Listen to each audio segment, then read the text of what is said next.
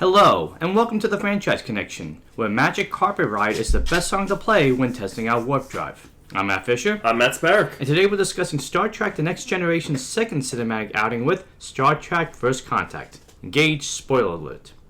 Directed by Jonathan Frakes in his directorial film debut, Star Trek First Contact sees the return of the villainous hivemind known as the Borg. When Starfleet learns a Borg cube is traveling toward Earth, they assemble an armada to stop the Borg at all costs, except for Captain Jean-Luc Picard, Patrick Stewart, and the Enterprise. Worried about Picard's past encounters with the Borg, they assign Picard and his crew with monitoring the neutral zone in case any Romulans try to take advantage of this situation. However, when Starfleet fails to prevent the Borg from going to Earth, Picard and his crew choose to disobey orders and assist their fellow officers, including Lieutenant Commander Worf, Michael Dorn. While Picard and the Enterprise help destroy the Borg cube, the Borg manage to dispatch another ship that creates a temporal vortex. The Enterprise gets caught in a temporal wake and witnesses the Earth transformed into a desolate world where the Borg have assimilated all of humanity. Realizing the Borg have altered the past, they follow the ship through the temporal vortex and travel back in time to April 4th, 2063. When Picard hears the date, he realizes they've arrived the day before Zefram Cochrane, James Cromwell, achieves warp drive, which leads to first contact with aliens and sets the stage for humanity's future. Picard concludes that the Borg want to change history by stopping first contact from ever happening. While Commander William Riker, Frakes, Commander/Counselor Deanna Troi, Mina Sirtis, and Lieutenant Commander Joy LaForge, LeVar Burton go to Earth to make sure Cochrane attains warp drive, something is attacking crewmen on the Enterprise and trying to override its systems. Soon Picard, Lieutenant Commander Data, Brent Spiner, Worf, and Dr. Beverly Crusher, Gates McFadden, discover the Borg are on board their ship and have more surprises up their biomechanical sleeves. As the Enterprise crew races against time to make sure first contact is cemented in history, Picard will be forced to come to terms with the scars from his Borg assimilation and faces hivemind in a final showdown for the fate of the future. Okay, so since finishing TNG, and this is the first time you've fully watched this with all the context. Yes. How did you enjoy First Contact? I really enjoyed it. It was a nice... It honored fans in an interesting way. It gave them a glimpse into a part of not Next Generation, but Star Trek history that we don't fully have ever seen. Just got glimpses of or acknowledgement to in terms of this era in 2063. But additionally, it was just a really good time travel story, and it kind of gave the Enterprise crew something new to really deal with on a really massive scale. I completely agree. And I thought watching this compared to Generations was that this feels like an episode, but at a movie scale. It doesn't feel like an episode structured for a movie. It feels like an episode made into a movie. I don't think you could have done a story like this in the series. I think it was too big and too ambitious. Yeah. And you needed a bigger budget to really make it happen. Additionally, having watched the show now, I can understand why my impression of the Borg was such a high standard. They're so scary in this movie. They're really scary. They're really intimidating.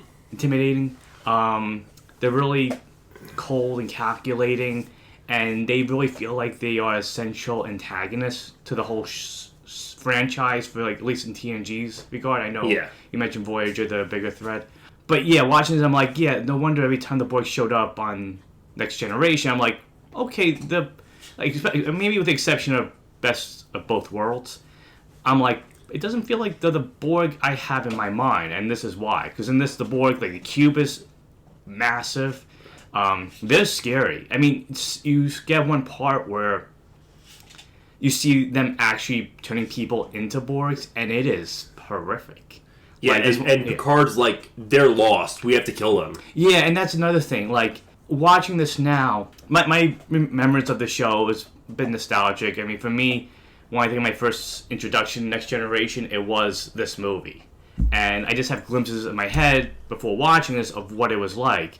And, I remember the Borg, I remember going back in time. Like, one thing, like, because this is taking place 10 years after the end of World War III in the franchise.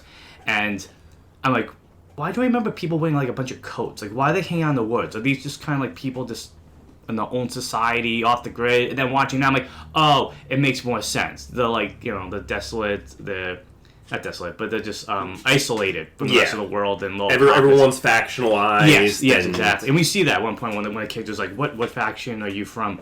So, having watched Next Generation and going back and watching this, like, I have much more appreciation of why this movie needed to be as big as it was. I looked it up. I was kind of curious, and this did take place on the 30th anniversary of Star Trek. So, no wonder you wanted a story that went back to the beginning in a lot of ways, while taking what you've established and moving that in a higher level scale, whatever you will.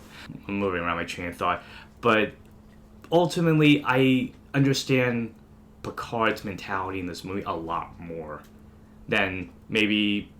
I mean, I thought Picard was just like, oh, he's action, he's fighting, he's swinging on wires at some points. And getting a much more aggressive Picard. Like, these two movies, you see Picard a little bit frustrated, a little angrier, especially this one around, because it's opening up old wounds. But to go back to your original question, like, I can see why Picard would have such a aggressive take and a no-holds-barred mentality against the Borg. Yeah. I mean, you open up on the movie with him remembering him getting assimilated. And then him being told by the admirals, oh no, we don't need you to protect Earth from this threat. It is like, stay in the neutral zone, because we don't trust you. It's that. It's also kind of like undermining Picard, because like throughout the show he does deal with this, but I guess after Descent, when he's like, even before that with Borg and Hugh, that he's like, oh, maybe there's a way I can fix this, and realizing, oh, there's no fixing it, because hi Brandy, I know we're talking about your favorite Star Trek character, the Borgs. It's like her tail's wagging. I was like, I have a point to make. Yeah, so I get why Starfleet would be like that with Picard, but at the same time, like, I feel like Picard did outgrow that. But I mean, something traumatized you in such a deep way, you're not gonna get around it. Yeah, PTSD. It's one of those things that you don't really get over. Yeah. You can treat it all you want, but it can always come back. Yeah. I keep jumping around your question though. I'm sharing my thoughts of the movie, but yeah, to answer your question, having watched Next Generation and now watching First Contact, I feel like this is the proper beginning of the TNG movie era. Like, Generations was the finding its footing. Exactly. And this one is like, well, now that we know what to do and how to do it, let's give this crew the big movie they need. So there's a fun stuff, like, there's a lot of callbacks to, like, other episodes. Yeah. So I think that's what made watching First Contact now take on a whole new meaning, is because, oh, I know, I understand that. Oh, I know what that is, even from, like, the original series and stuff like that. Not as much in here, but, like, little things. So it's also exciting because, like, I get how this crew works a lot more. Compared to the first time I watched it. Like, they were just characters. And now that I understand these characters' journeys, because throughout the movie, they're like, oh, this happened 6 years ago. This happened 8 years ago. So I'd be like, oh, yeah, I remember that. And again, I think it's good continuity-wise with the storytelling. Yeah, I think my only note continuity-wise was that they seemingly forgot Hugh and his individuality. Well, that was my thing, because they see the result of that in Descent, and they're like, oh, this is unstable and can't work. Yeah. Because it just destroys the Borg. In essence, what Picard really wanted to begin with. Right. Like, he just uploaded the wrong virus to the Borg that he was planning to do. Yeah, I guess so. But yeah, okay, I'll sum up my thoughts because I'm rambling on a lot. Yeah, I appreciate this movie a lot more because I knew who these characters were a lot better. I understood the villain and the stakes that they were dealing with a lot more, and I could enjoy the small character moments and appreciate them to a new degree. So that's my impression, and so yeah, that's how my impression. That's your impression. Like, my coffee's kicking in right now. But for you, like, this is the first time I've really watched First Contact in its entirety in many years.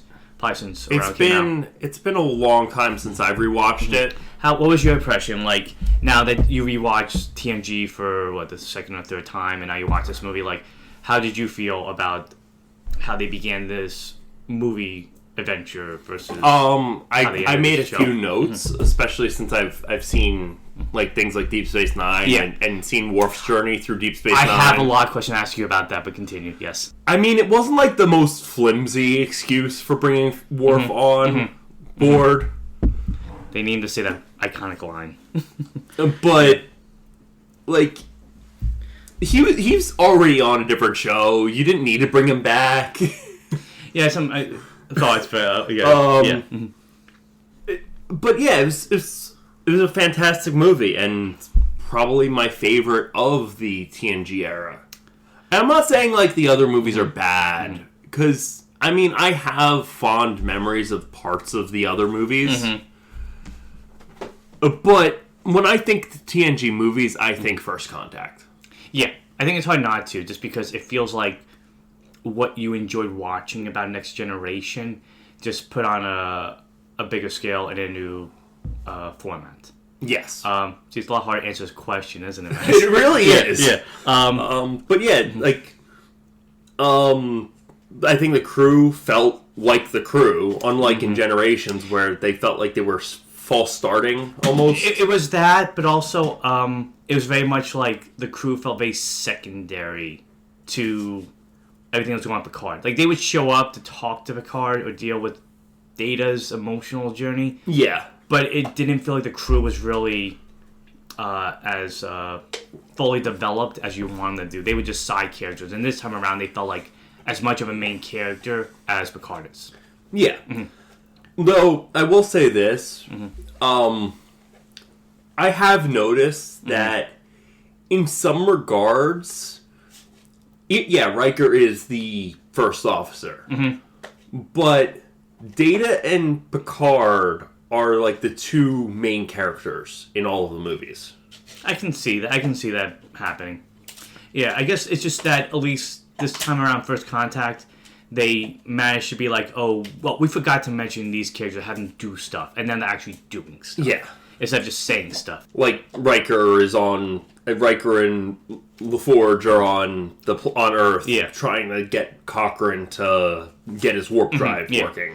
And with Deanna, and then like you have the other characters. So everybody has something to do in this movie. Yeah, and I think and Crusher's having like Crusher and Picard and Data are having a Die Hard plot. Yeah. Worf is finally kind of the story that I wanted that one episode. That was a Die Hard episode. But yeah, so jump right into the movie then? Yeah. Okay. So we open with Jerry Goldsmith's fantastic score. Yeah, I noticed. I before this we recorded, I looked. I'm like, oh, he did the theme song. Yeah, his score was really good. It's very sweeping. And something I thought was kind of cool was that when the opening credits started, they reminded me of Superman the movie.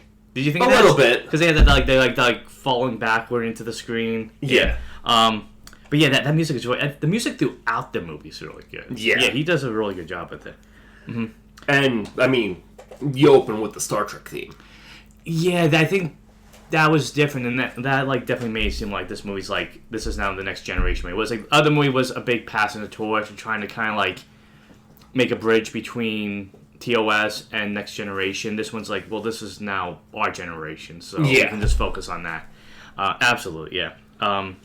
But we mentioned before, we open up on a flashback of Picard with the Borg. Yes, and a nightmare sequence, and it's done so well. Like I said, like it's hard for me to shake this impression of the Borg when this was my first introduction to it, because it is gigantic. Yeah, the show can only do so much, but like this is finally going like, this is what we've always. This is what the Borg cube we wanted the Borg cube to look like. And I like that you got like more of the dimension of the Borg, because it opens up like Picard in one of those sleeping chambers. Yeah.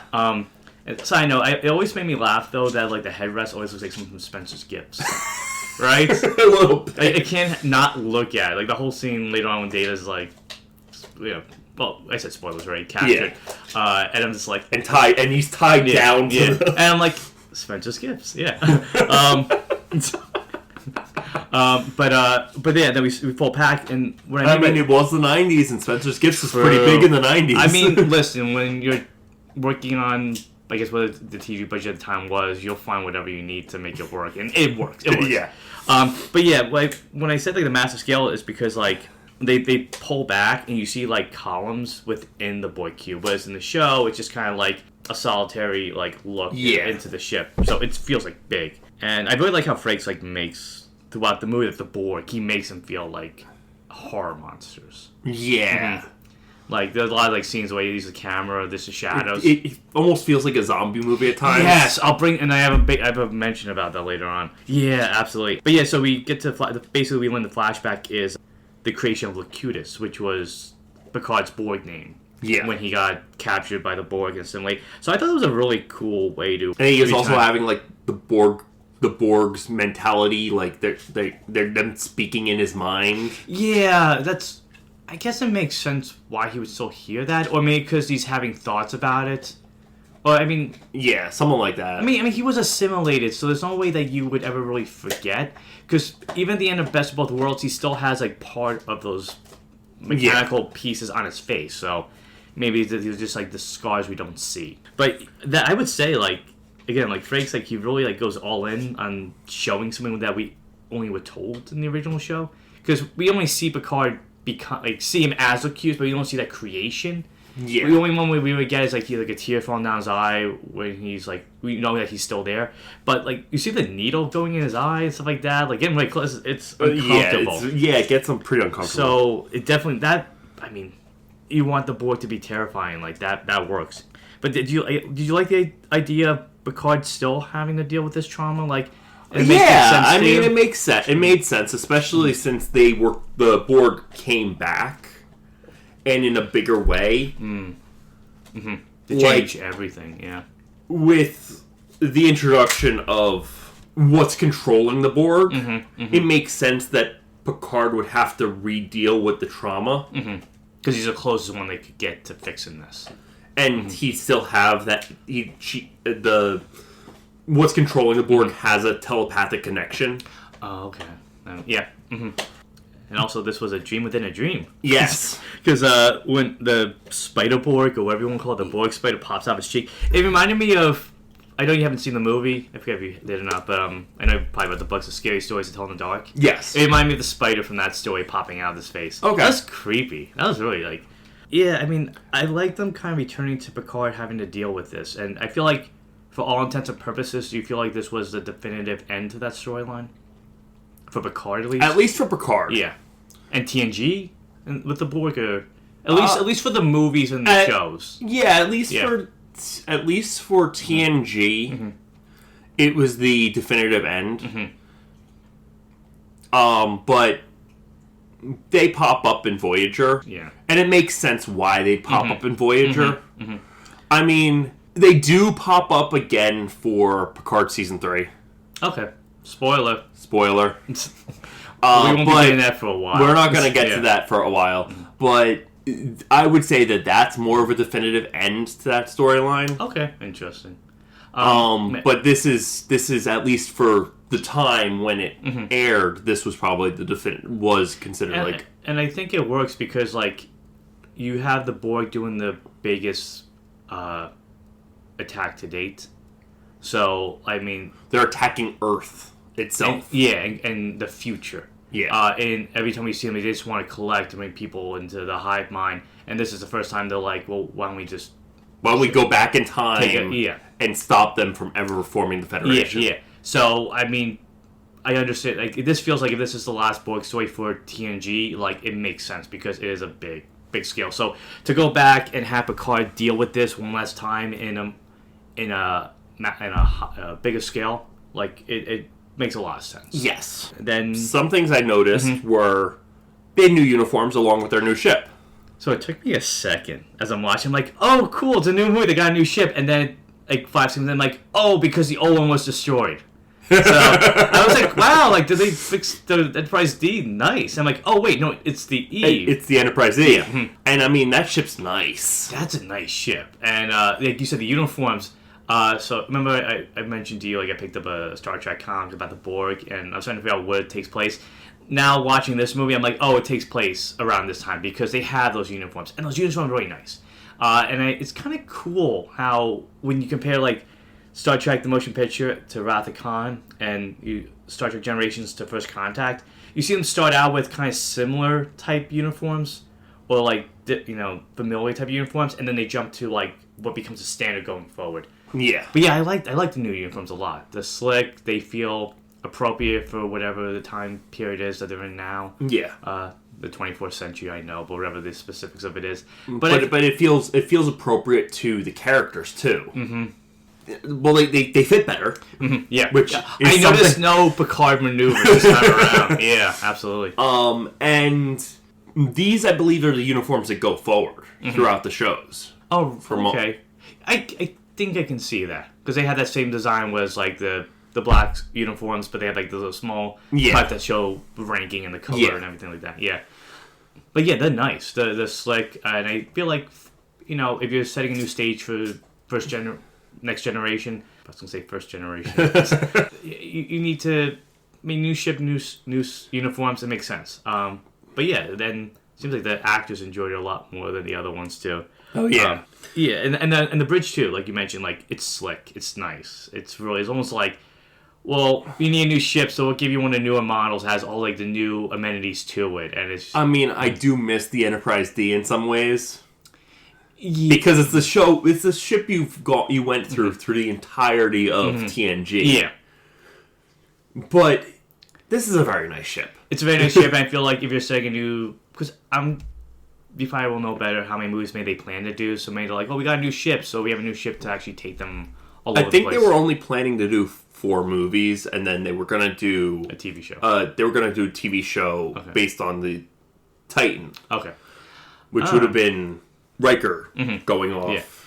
Yeah. Which we got a glimpse of in Lower Decks. As Picard's young with all these thoughts and memories, he gets a secure message from an admiral that colonies are being destroyed, and he like, I don't. He knows it's the Borg, and he's like, we don't want you to go and help us. We need you to go to the neutral zone and make sure the Romulans aren't doing anything. Well, he doesn't outright tell him. He gets a message, but like when he's talking to Riker, that's when he gets the explanation. Like they're like, because it's basically saying, well, they. Well, no, he didn't say he didn't trust him. He just said, oh, we need you to go to the neutral zone. Well, yeah, but he doesn't tell anybody why, because in a meeting we need to go to the neutral zone to look for Romulan activity. They want to make sure. I mean, the Romulans are bad, but I mean, jeez, like they have to be like so evil to be like, oh, the Borg that could be a threat to us too. Yeah, we'll destroy some Federation planets and do some mischievous things while this is happening. They're evil. I don't see them that evil. Maybe my opinion will change in insurrection because I think they're involved in the Romulans are involved in insurrection. No, okay, they're in Nemesis. They're only Nemesis, okay. I think, from what I remember. But yeah, but basically, like the admirals go on. He's explaining that they know the Borg are invading Federation space. They're headed to Earth, but basically because of his past experience with the Borg, they're like, we don't know how you're gonna handle this, or if we can really trust you to make the right decisions. And it is a thing that's brought up in Drumhead, too, when he's on trial. And they're like, your experience with the Borg and everything's going on. You were simulated. Should we really trust your judgment? Yeah, and also in Descent, or... Yeah, in Descent. Yeah, Descent. Yeah, no, it's Drumhead also, but in Descent, they're also like, oh, you were part of the Borg, and you let this Borg go. What is wrong with you? So, the Starfleet does have an axe to grind with Picard in some regard to this, and also an understandable fear about putting him in the situation. Yeah. They don't know if he's going to freeze up, if the Borg are going to take him over. So it makes sense why they're like, we're going to give you a cushy job to just patrol the neutral zone, because we think the Romulans might be trying to take advantage of things. And then they get news that the entire fleet's pretty much being destroyed. Well, I don't want to jump too far ahead to that, because I have some questions to you. So after Picard gets his mission assignment for the Enterprise, we see some of the characters, and Picard's talking to them about he has to be secret because it's a secure channel, and he has to put in his special code to get the message. But they're talking, but it's like, Captain, the Borg are out there. Why are we dealing with a neutral zone? That seems like a job for like a smaller crew, or this is the flagship ship of the Starfleet. Yes. Why wouldn't we? And he goes, just do what I have to say. Not as aggressively as it was in Generations. He's like, those are my orders. These are my orders, and these are the orders that were given to me, and you have to follow it. And we have to follow it. And it's interesting because like later on in the movie, there's a part where not even that much later. Well, no, I mean like later on, one of the other characters that they meet, a new character. It's like the Crusher says like, oh, he's a captain. Whatever he says goes. We have to follow no matter what. And that shows a good crew. Then again, somebody will stand up, but that's a whole other story. But somebody knows Geordi's talking, and I go, "Where's his visor? He has no visor. He has new eyes." My question to you, is there a story I missed that explains that? Not to my knowledge. So they just kind of decide to give him new eyes in this movie. Maybe maybe it was a book, a novel at some point. I'm guessing, but it's just like it's a bit like. When did that happen? Jarring? Yeah. But I mean, the new eyes are really cool. No, they are, and they do play a big role in some scenes. But something I thought about was in All Good Things, when we see Geordi at the end, he does have eyes like that. So I don't know if they were trying to set that up now. Maybe. But it was just like, oh, no visor. Interesting. Your answer is, I don't know. That's my answer. Yeah.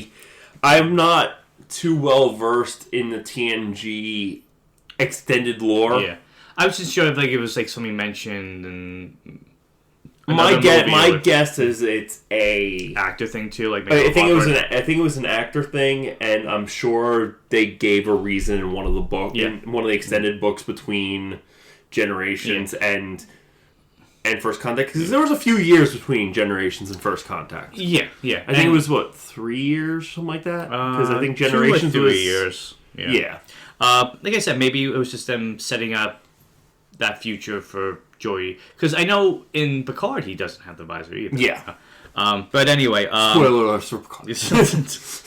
We have to get through the baited seasons before we get to the quote unquote good season. We still have to get through Voyager, Deep Space Nine. So we got a lot of good to look forward to. I'm committed. I'm watching Enterprise before I jump to Picard, even though I don't have to. But anyway, after they had the meeting, Picard just tells them to follow my orders. Picard's alone, and Riker gives him the message. There's nothing wrong here in the neutral zone. Everything's fine. We've been here for a little while. Here's all the data, and there's nothing wrong here. I mean, even Riker's like, I know... We finished our sweep, and nothing's going on. And even Riker, the way Frakes plays him in this scene, he's just like, I know you're not telling me everything. We know what's going... we know everything's okay out here, so, what's going on? And Picard just opened up, and he says, the Federation's worried about my past with the Borg, and they think I'm unstable, and I shouldn't be in these situations. Yeah. Mm-hmm. And that leads to them defying orders. Yeah, they hear all the fleet being wiped out. Yeah, and it's done really well because you don't get any visual details of it. It's just all of them hearing audio, and it's just that audio of going well, if we just keep standing by, we can't do anything, and maybe things will get worse. So we have to do whatever because we're going to go to Earth. We're going to help them out. I don't care if it's disobeying orders. Anybody who wants to leave can leave. I'll put it in the log that you left. The whole crew is like, we're with you, sir. We don't mind. Yeah. Even Data goes, the hell with orders. And something I thought interesting, and I looked it up. He plays a big role in this movie, but Neil McDonough, who played, what was this character on Arrow? Oh, Damien Dark. Yeah, he was in the movie. Did you notice that? No, he was Hawk. He was the one. Oh, yeah. He was the lead red shirt. Yeah, pretty much. Yeah, but I was like, is that him? I'm like, oh, cool. So it's kind of cool to see him in a Star Trek movie. So the Enterprise, great effects when they're traveling through space. A lot of this story is upped a lot of ways, and the special effects and the budget. So when the Enterprise activates warp drive to get to Earth, it is faster and it is more exciting. Not that it was never exciting, but new movie, you want to get more, a new sense of excitement. I keep saying excitement because it's an exciting movie. But they see the Borg Cube on Earth, and man, it's the interesting thing. Even when I saw the Borg Cube the first time, and you can answer this question too, it's like how did you feel? Because I was like, it just feels so eerie. Like you see starships, and they have soft edges, they're round. They're very aerodynamic. Exactly. But because space has no air, you don't need aerodynamic. It looks cool, Matt. No. Storytelling 101. Well, no, it's you don't need anything aerodynamic where there's no we're in a vacuum. Oh, so that's why when you look at the cube being so efficient, the cube being not aerodynamic makes sense. It's like, well, we made a thing that we don't need to. We don't need to. Space has no atmosphere. We don't need anything to go through an atmosphere. I guess my point that I'm trying to make is that it's just eerie looking compared to the other ship. Really is. So it feels like something otherworldly, which it is. It's from a whole different sector of space that they really have. But as I said, it makes sense that an alien race would be like, yeah, we don't need. We don't need someone aerodynamic. It's also that, and the Borg are like, what's the most efficient way to get things done? So them going, we don't need to have flashy designs. Well, I think about, random thought of mine, that how my brain works, but remember the scene in The Simpsons where Homer makes a model of the nuclear power plant? Yeah. And he puts I put a cool racing stripe here just because it looks cool. I guess the Borg are like, we don't need that cool racing stripe because it doesn't do anything. It doesn't do anything. So I guess that's how the Borg think. But anyway. It's better than Warhammer Orcs think. What's that? If they think about it, it happens. Oh, okay. So if they think red means fast, the ship goes fast. Oh, okay. Maybe the Borg do have that capability. So they get to Earth, and as you mentioned, we see Worf commanding a ship. Which is the Defiant, which is from Deep Space Nine. And that was my thing. So this is the first time where I've watched Star Trek based on what I've seen. I know enough about DS9, and you've mentioned it to me. Other people have to fill in some story gaps. My question was, where does this fall in terms of Deep Space Nine? Is this after Deep Space Nine? No. Because it's during Deep Space Nine. Do they reference that in the show?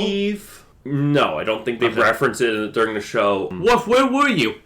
No big deal. I was dealing with the Borg. I went back in time. I was dealing with the Borg. Yeah. I want to say it was during... I don't remember which season, but it was definitely during Deep Space Nine.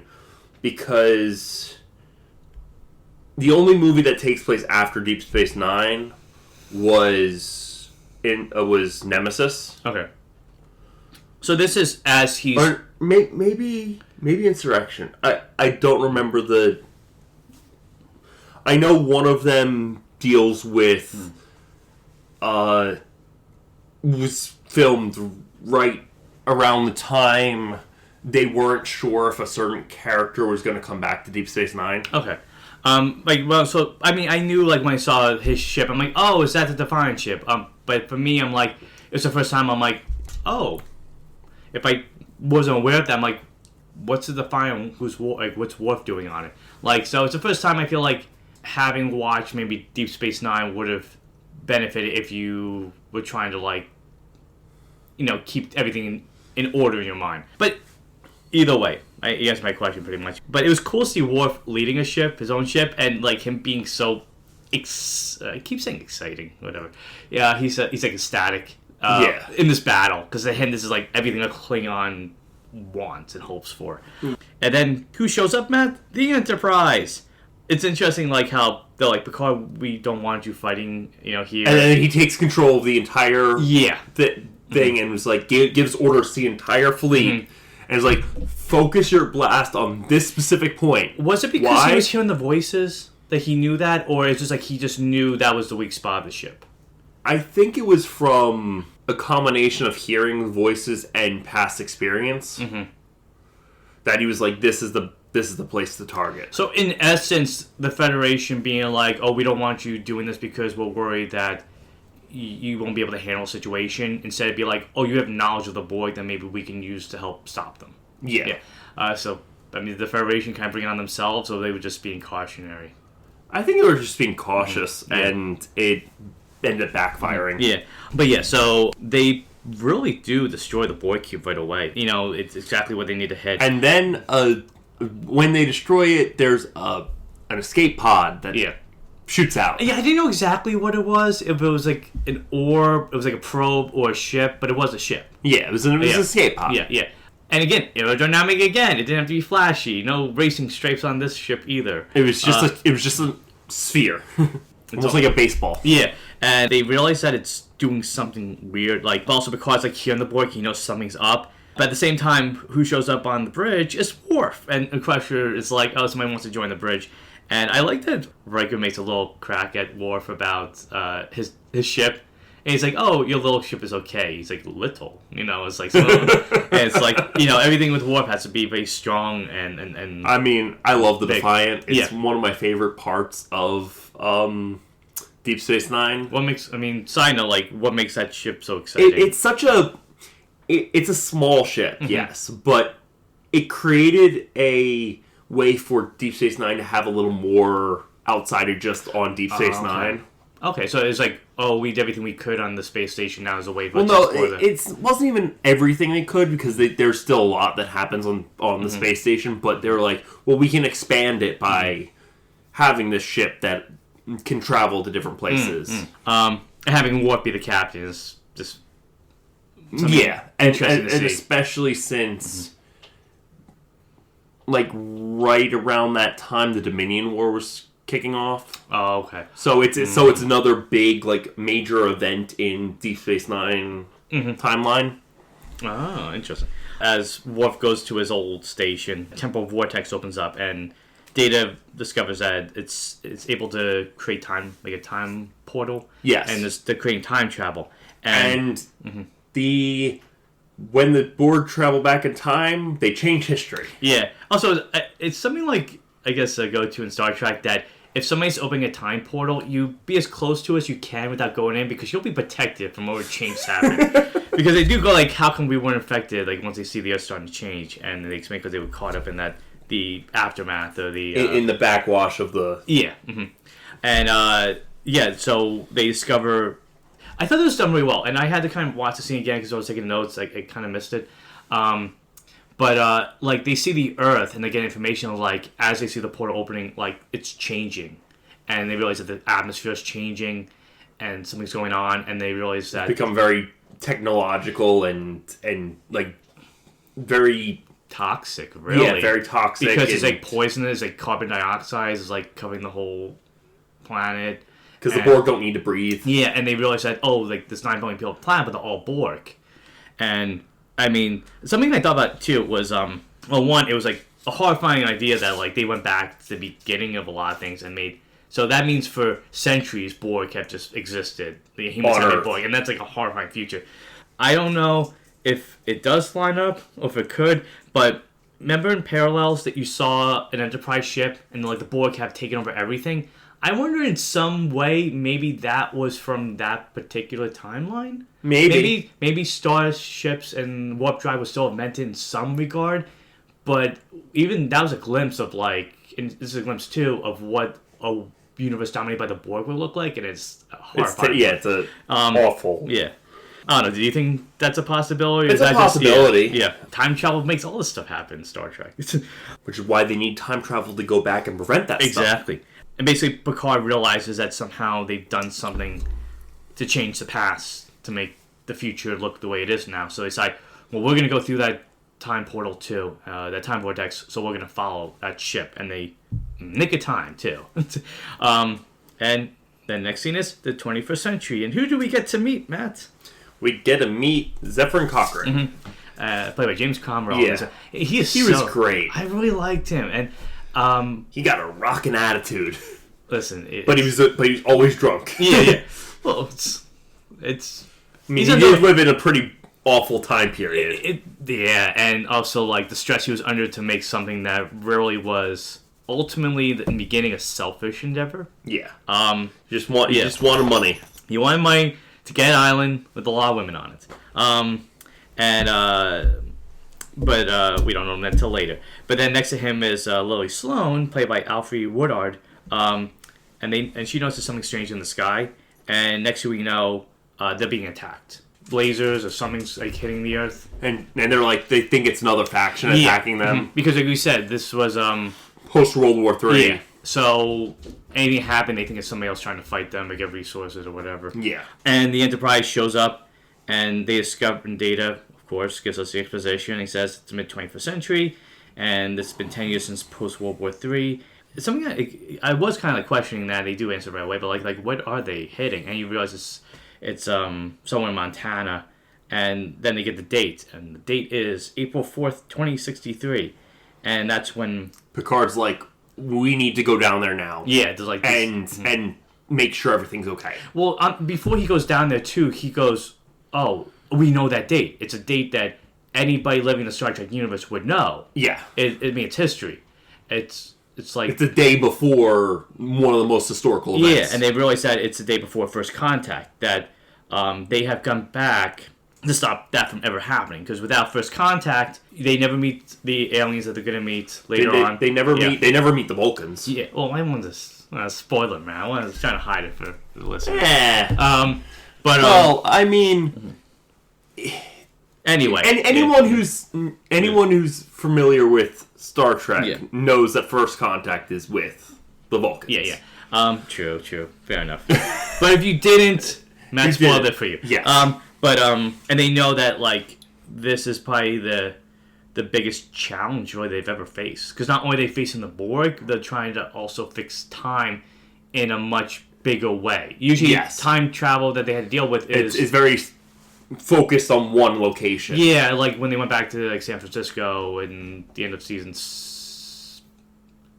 5, I think. Yeah. Time Zero. Yeah, when they went there, it was like one location, one particular moment in time. Or when in the Star Trek 4, when they go back to San Francisco. Yeah, in the 60s. But this is just like their entire life and future is changing. So when Picard's like, we have to fix this, and he just jumps into the action. And it makes sense why he would jump into the action on this specific. It really is personal to him. Yeah. Like, the Borg ruined my life, and they still can't get over it. So I'm going to jump into action this time around. And of course, now that he's doing his thing, I guess it's going to be a trend in the movies. He tells Riker he has the bridge, and he's going to Earth. Really, Riker should be going to Earth. I do like that. I mean, Riker does eventually go down to Earth. He does, but he should have been the one to go first, really. But it leads to a good moment later on. So they go down to Earth, and they're in period accurate costumes, or clothes. It is costumes, so it's a movie. They notice that the Borg were attacking some missile compound, and they realize that's the place that's where the Phoenix ship, which has the prototype warp drive on it. They see, unfortunately, there's casualties. Unfortunately, there are casualties. Yes, thank you. Let me have some more coffee. But the ship's okay. And while they're there, they meet Lily, who thinks, like you said, like there's some sort of other faction, because trying to talk to her in a calm way. But it makes sense why she would be terrified of whoever's there. Like they don't know who these people are. They could be anybody. They could be trying to like sabotage what they've been working on this for. I have to imagine. It says 10 years after World War III, so it has to at least be like a number of years, not just like a year they've been working on. This is like, and even they mentioned like it's hard to get the materials for this too later on. And as Lily's attacking them, Data tries to talk to her too. Oh wait, we forgot they blew up the Enterprise blows up the sphere. Right. When they see the sphere attacking, they blow it up. Yeah. So those Borg are gone.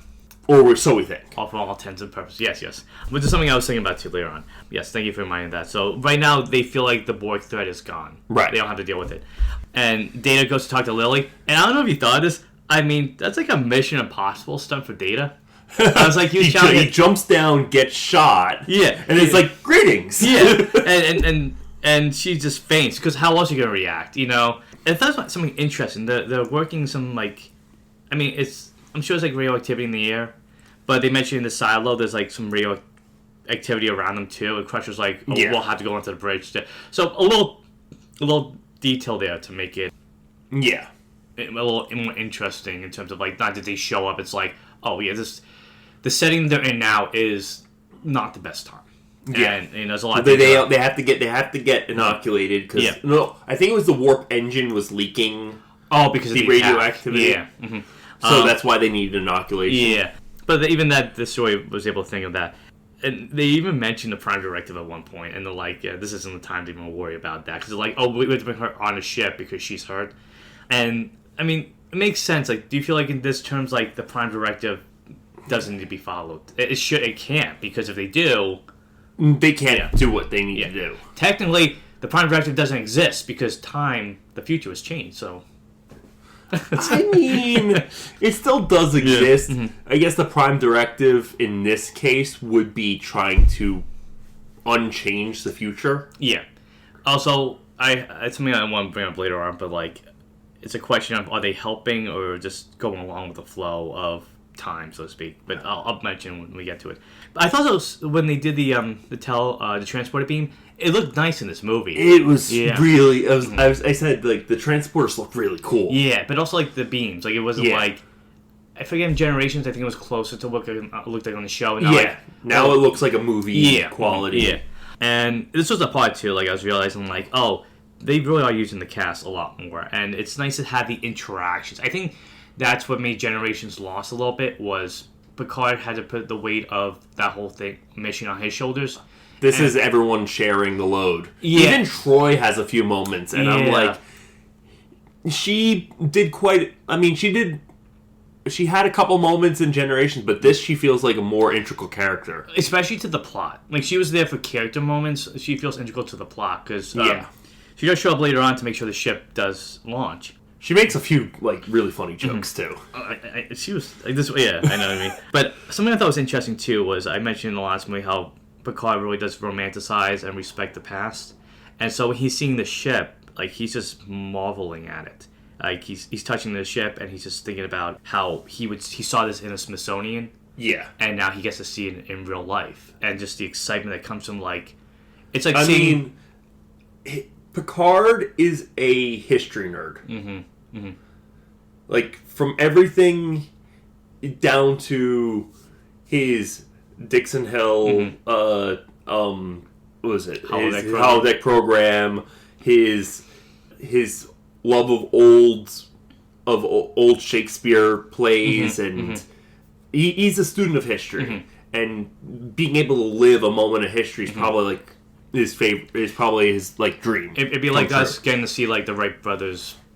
Like, have the first plane fly in the air. It's like, people be like, oh, wow. And be like, oh, my goodness. They're like, what are you so excited about? It's like, you just don't. It's basically Picard being like, you just don't get, like. You don't get what this means. And I thought also, like you mentioned, too, like, these two movies are Picard and Data's films.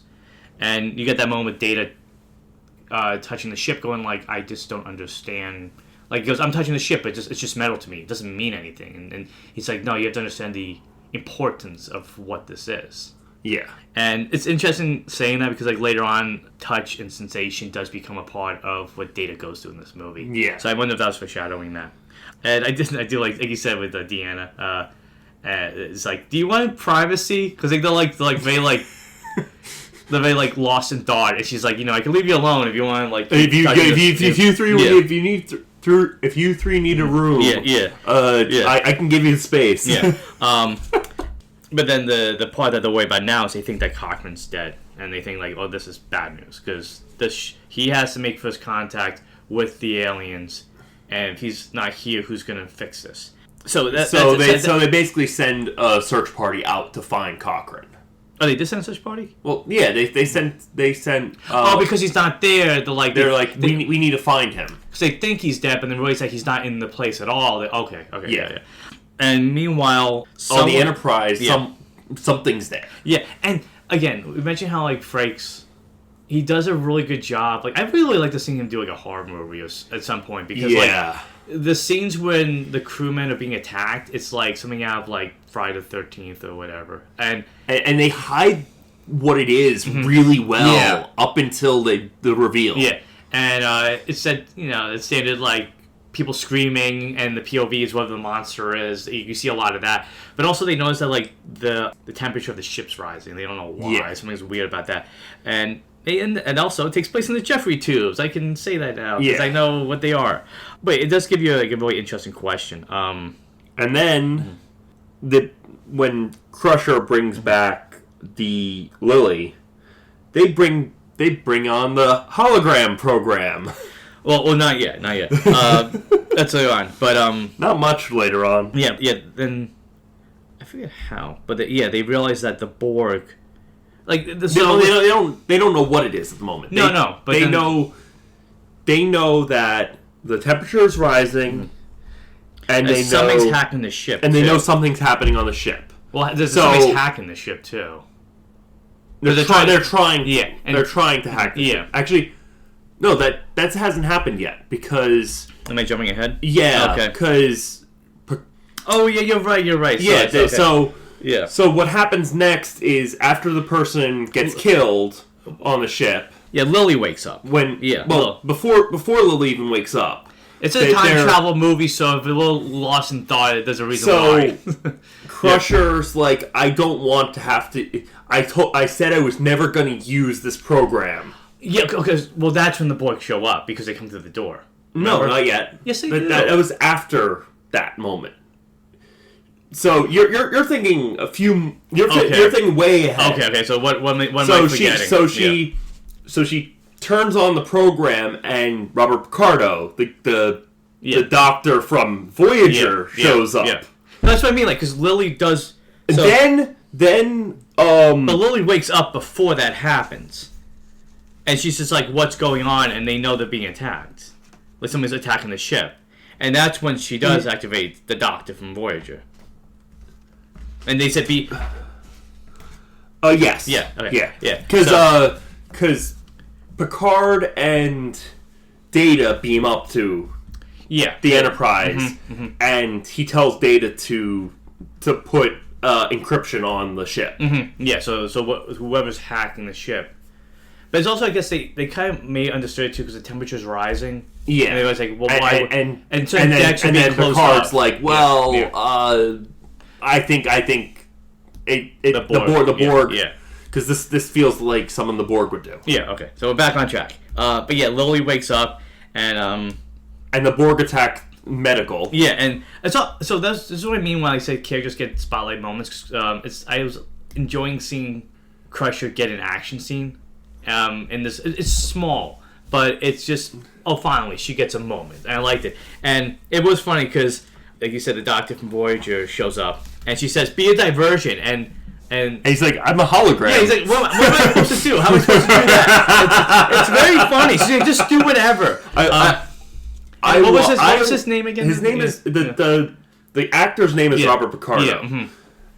And in Voyager, he plays the sassiest doctor you could ever have. And you get a little bit of that here. Yeah. But you're like, he's a hologram. Why does he have so much personality? So it's almost like if this version of the Doctor was around long enough, he would build his own personality. Yeah. But I thought it was funny because like the Borg show up as they're escaping, and he's like, "Oh, like look at your skin. Is there anything I can give you to help with that?" I'm like, "Oh, he's a Borg dermatologist." So when I said earlier on, like I felt like there were little things that honor fans in different ways. Like this is like one of those things. Like you got the Define with Worf, so that honored Deep Space Nine, and then you get this that honors Voyager. Yeah, because I think Voyager just started or has been on for a couple of years at this point. Yeah. But it was nice to be like, oh, if you've been watching long enough, you'll get this. If not, it's just a funny little moment. Yeah. And then we see the Enterprise crew that's still on the ship getting ready to fight, and boy, and they're phasers. Yeah, and they're doing like a Die Hard on board the Enterprise. Yeah. The Die Hard 2 in this case, because it was a Die Hard 1.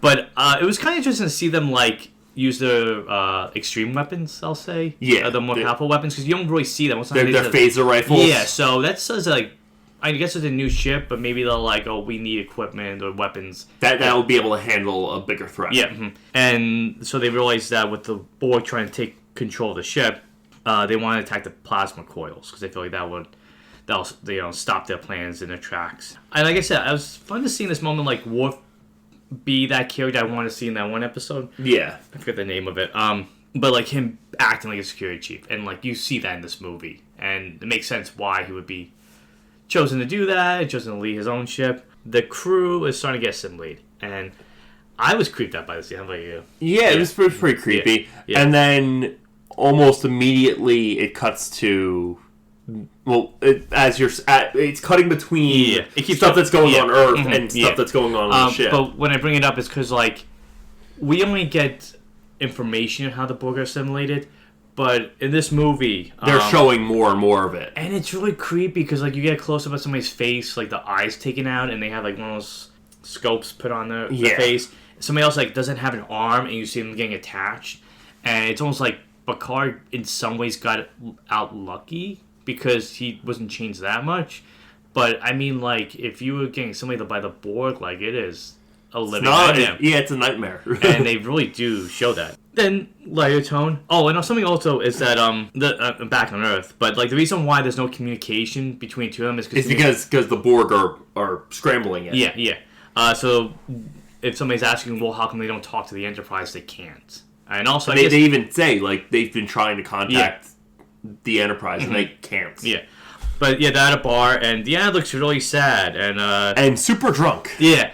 Well, we don't know that yet, but when Riker walks up to her, he's like, Deanna, and Sturgis is, it's fun to have a silly moment like this, where she's just like getting annoyed at Riker, like, he goes, we have to look for Cochrane. She goes, I found him, I had a drink alongside him, something called tequila, I don't know what that is. And he keeps hitting on me. Yeah. And he sees like he gets annoyed when his music doesn't work, which is a big part of his character, really.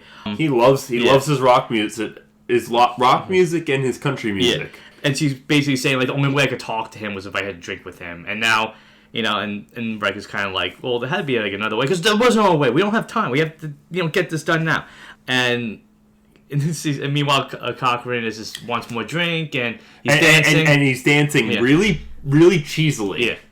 Hey, if you make Warp Drive, Matt's doing the cheesy dance now. But something that's interesting, though, was they're, like, marveling at this guy, and I like how... He's just a guy. And but also the case of, like, meeting your heroes and realizing that they're just people, too. Like, history makes them into bigger figures, but when you meet them face-to-face, they're just a person like us. I think Deanna like puts her head down, and Riker's just like, "Oh, well, I'm in over my head." And then back on the ship, Data deactivates his emotion chip because Picard's like, you can't view these people as your former crew members. Yeah, because a lot of the crew are being assimilated, and it is creepy because on the show, we don't really see a lot of crew members get assimilated. No. But to see, like, these characters that maybe in the background, suddenly they're part of this collective. And not only that, Picard's like, well, once they're turned, they can't go back. We're just getting into the whole zombie aspect of the Borg. Like, once they're bitten, you can't cure them. And so it's seeing, like, the stakes are so high because everyone they take down, there's two other crew members that may have been turned into a Borg. And so it's really, like, a race against time for them to stop them. I call it the Borg Enterprise because that's what it became. Because the ship was like the ship itself was getting assimilated. Yes, right. So it wasn't. I wasn't like from up to it was deck 14 or something like that. Because the Borg have a whole idea of trying to turn the deflector dish into something. It was a beam. It was a beacon. Well, yeah, they want to create a beacon. But you see, like the sides of the ship. Almost have like wiring and like vines, like not vines, but it's like something along those lines. Like it feels like it's becoming a creature itself. Yeah, they do find Crusher. She shows up and they reunite her, Picard, Data, Worf. But Crusher lost Lily. Yeah, in the process. Yeah. Oh, that's right. They lost Lily, but at the same time they want to go into the engine room too, right? And because that's where the plasma coils. That's the engine room is where the whole thing started. Engineering is basically the hub of where the Borg activity is. Right, because that's what Geordi was before Geordi left to put the other guy in charge. Oh, that's a good point. I didn't realize that. It makes me want to go back and go see, like, if I notice any characters from those first scenes in that room. Because they would use them. They were the engineering crew. But as they're trying to open it up, Data breaks the manual lock. So there's moments of levity in between these but it doesn't feel like it's changing the tone too much. No. And also, that's right. Because it's keeping along with the characters, but not changing the feel of the story. Right. But at the same time, something interesting. They mentioned how unless the Borg feel threatened, they won't wake up. And it's not until they break the manual lock that they wake up and start attacking. And in my notes, I put down, you see Worf fighting the Borg. And I go, I want a Worf versus the Borg story. He's on the Defiant, and he just, he encounters the Borg, and it's just him alone against them. Like, a Klingon versus the Borg, that's interesting. Just a little fan thinking. But as the Borg are, they adapt to the phasers. And that had a really good fight scene. Yeah. But a question for you, as we're talking about this, do the Borg, you think, remember Data from Descent? No, because Why? I think this is a different faction of Borg. Okay. All right, interesting. Because I thought the Borg all have the same memory and the same collective thoughts. So I think the Borg that were in Descent became part of Hugh's collective. Because Q was there at the end of all that. Yeah, because Hugh was at the end of Descent. Mm-hmm. But you don't see any mention of Hugh in this movie, which makes me think that he created his own collective almost. Okay. Separate from... He's like, I'm staying out of this. I know what it's like to be a Borg, and I'm not getting involved. Because they all have individuality, too, and none of these Borgs do. Interesting. Okay. Because that was my thought, I thought the Borg all share the same thoughts and whatever, but like you said, those Borgs were starting to get their own ability to think on their own. They wouldn't really do that as much. Right. Okay. But in turmoil, Data does get taken. And like we said before, we see the crewmen being assimilated. And it is creepy because, we see, almost wires get released from the Borg, and they just kind of pinch. They poke the people. And Picard just outright kills the one crewman because there's no hope for him. Yeah. And then at that moment, that's when Lily shows up and faces Picard. And she's like, she thinks that he's a spy and that where is she? Why is she captured? And he points out they're in space. Yeah. He's trying to explain the first two times they meet, it's just Picard trying to explain himself, and it makes sense why Lily would be doesn't want to listen because in her head she feels like I'm living in a post-war world, and I can't trust anybody. As Picard's finally getting through to Lily, we cut to Data. And he's captured and strapped down in engineering. Yeah. Mm-hmm. Almost like it's almost like becoming an operating room in a way. And we get the introduction of who's been behind everything the whole time, and it is the Borg Queen. Mm-hmm. And this was she is so creepy. Yeah, but this was a good introduction because we just hear the voice first. Yeah. And then we see the human part, well, at least the mechanical part, put into the human body. Yeah. It's just a neck and a spinal cord, and it's almost like just being attached to a body. And it's a really good introduction, and she's really creepy.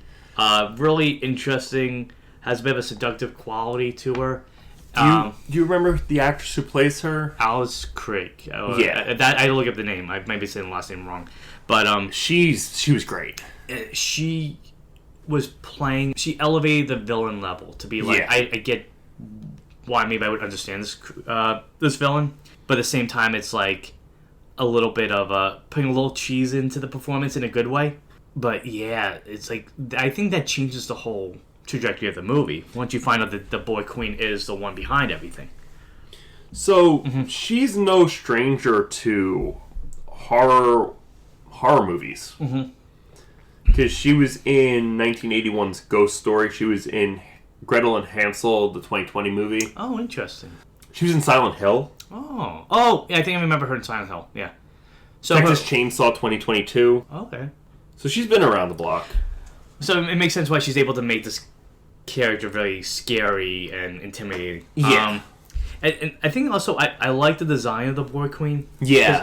Right now, as of the recording, I haven't watched any of Voyager. You said Borg Queen shows up in Voyager. Yes, a few times. Yeah. And but the design on this first impression was like it felt like a Cenobite. The way they designed it. Yeah. I guess she felt like someone out of Hellraiser. Yeah, because you have like the flesh and like the leather and the mechanical aspect of it all together. It's a really like unsettling image. Now I want a Hellraiser Borg crossover. They think it's a Borg cube and it's just a mod configuration. The Borg Queen's like, "You look nice, Pinhead. Don't call me that." So, like, seeing that, learning that the Borg Queen is behind everything, like, did you like her inclusion in this movie? Should the Borg Queen have not been included in the movie? No, she was the perfect villain for this movie. Why? It's just like, yes, it does change a lot of the lore of the Borg up to this point. Because up to this point, they've just been one collective hivemind. Right. But you needed for a movie like this, you needed a central threat. And a foil for Picard. Yes, and having the Borg Queen not only work as a foil for Picard, but also a foil for Data. Yes. It works on so many levels. And I think the other thing, too, might be, it's like, a plan like this wouldn't be a collective thought. It would be one person thinking it. Yes. And I also thought it was interesting to hear the Borg Queen, like, saying I and me. Like, she was talking in a singular way. So, we're gushing over, the Borg Queen, but she is, like, definitely one of the most interesting villains of Star Trek. She's up there with, like, the Khan. Yeah, I would say so. I'm trying to think of some other, like, notable villains, like... The Romulan from Star Trek 2009. I was gonna say... What about Kardashians? Would you put a... She's I mean... I guess Gul Dukat from Deep Space Nine. But I was thinking the villain from Star Trek 6. The Klingon? The Klingon. Okay, yeah. It's I guess what you mean is like villains that have lofty goals and end up being notable personality-wise. They have like standout moments, and she definitely does. Like her introduction is just it's one of the creepiest Star Trek moments, I would say. And she's trying to get to Data's head, literally. She's drilling into his head. We cut back to Earth. Riker, Deanna, and Geordi are trying to get through the Cochrane and explain what's going on. And they're like, we're from a spaceship, and we're here to help you. And if this doesn't happen, the future is lost. Yeah. And Cochrane's like, haha, whatever, sure. And like, no, look at the telescope again. And then he looks and he sees the Enterprise, and he's like, you're not joking, you're serious. So it's that moment that I was like, oh, first contact in a way has two meanings. Yes. Because it's first contact with the aliens, the Vulcans, I guess I'm going to say at this point. And it's first contact with one of their heroes. Yes. So it's twofold. It's humanity's first contact with the first alien species that they come in contact with in all of Star Trek lore. And it's also them dealing with them coming into contact with their history. Yeah. So I like this great title to some of this movie. And they explained to Cochrane that they have to launch a ship because once the ship goes into space and warp drive is activated, it'll get the attention of these aliens. And it's also their first contact with the Borg Queen. That's true, yes. Well, for half the crew. but yes. Also, it's three different meanings to this movie. Actually, first contact to Picard's first time with the Borg. So there's a lot of ways to decipher this title, basically. And it works. Yeah. It really does work on all the different levels. And basically, Riker's explaining... I think it's Riker, right? He's explaining the Cochrane what goes on? Or is it... I think Riker tried to, and then Geordi goes and fills in the gaps. In the gaps. Yes. And basically they're saying, like, listen, Cochrane, your warp creation, it'll get these aliens' attention. You'll meet them. It's going to unify the world, and it's going to lead to... And Cochrane doesn't believe them. Yeah. But they're kind of saying, like, it's almost like giving him a fantasy of a future, whereas they're like, no, we know this is the future, and you know it has to happen. But yeah, like, it's a gift. But I thought Cochrane did believe them. He believed them up until Geordi scared him by saying, "This is where your statue's gonna be." No, but I mean, like, he saw this Enterprise. I thought that was the thing that kind of made him go, "Okay, you're not full of BS. Like, it's on the truth." But it's something like this makes Cochrane feel even more overwhelmed because it's like, so not only do I make this ship, but I'm gonna change the world. Like, it's a lot for one person to think about. And I thought it was kind of cool that we kind of get to see, like I said earlier, like, this little historical moments. It's fake history, but to see it actually play out, just to meet these characters that would lead to what we see in the other shows. It's kind of cool to get a glimpse into that past. And I also like, I know you laughed at too, that he said something like, blah, blah, blah, you're weird Star Trek. And I'm like, hey, call out. That's what they call it, Star Trek. But I don't know how you felt about this, but like this felt like one of the best TNG time traveler stories. Yes. Yeah. I mean, there aren't a ton of TNG's time travel stories. It's like one every season, almost, right? Yeah, but they weren't like big scale like this. I think the only one that was like super big scale was Time's Arrow. But cause and effect. And cause and effect. Yeah. But cause and effect was centralized on... Mm-hmm. It was more of a time loop than time travel. Okay, yeah. Mm-hmm. I guess yesterday's Enterprise... kind of. Was kind of... Well, they like universe hopping. But either way, like, it does deliver on all the things you would want out of a time travel story. Yeah. And it works very well. Then we cut back to the Enterprise and we see more Borg being assimilated. It makes it scarier. And Lily was saying, Borg sounds Swedish. I thought that was funny. Yeah. And I also like how this whole time, like, Picard has to explain it as to trying to be quiet. Yeah, and he's like, yeah, this ship, it's 24 decks and 200 meters long, and she's like, what? Yeah, but it's also like he's explaining to her, like, what the society and what the future looks like. Yeah, we have no want. We don't need money. And it's I like Patrick Stewart in this movie, but it felt like he was. I would say there wasn't as much dimension to the character like in the last movie. Like he was focused on one particular goal. And you saw that driven, and that comes to a head later on. But I also like that when Picard's trying to talk to her, like he's trying to use like things from her time to explain what's going on. Like he says something about like you said, he's a spy from another crew, whatever, to kind of gain her trust. And she's holding the ray gun at him, like Picard trying to be diplomatic in this regard. And I think she makes a joke like, "It's my first ray gun." And like you said, that's when he goes, "Oh, I'm gonna show you something." Because he's taking space like you're on a ship. And she's like, "I'm not on a ship. I don't know what you're talking about." And then he opens up the window, and she's like, "Wait, where's the glass?" Now, is that something that's first brought up?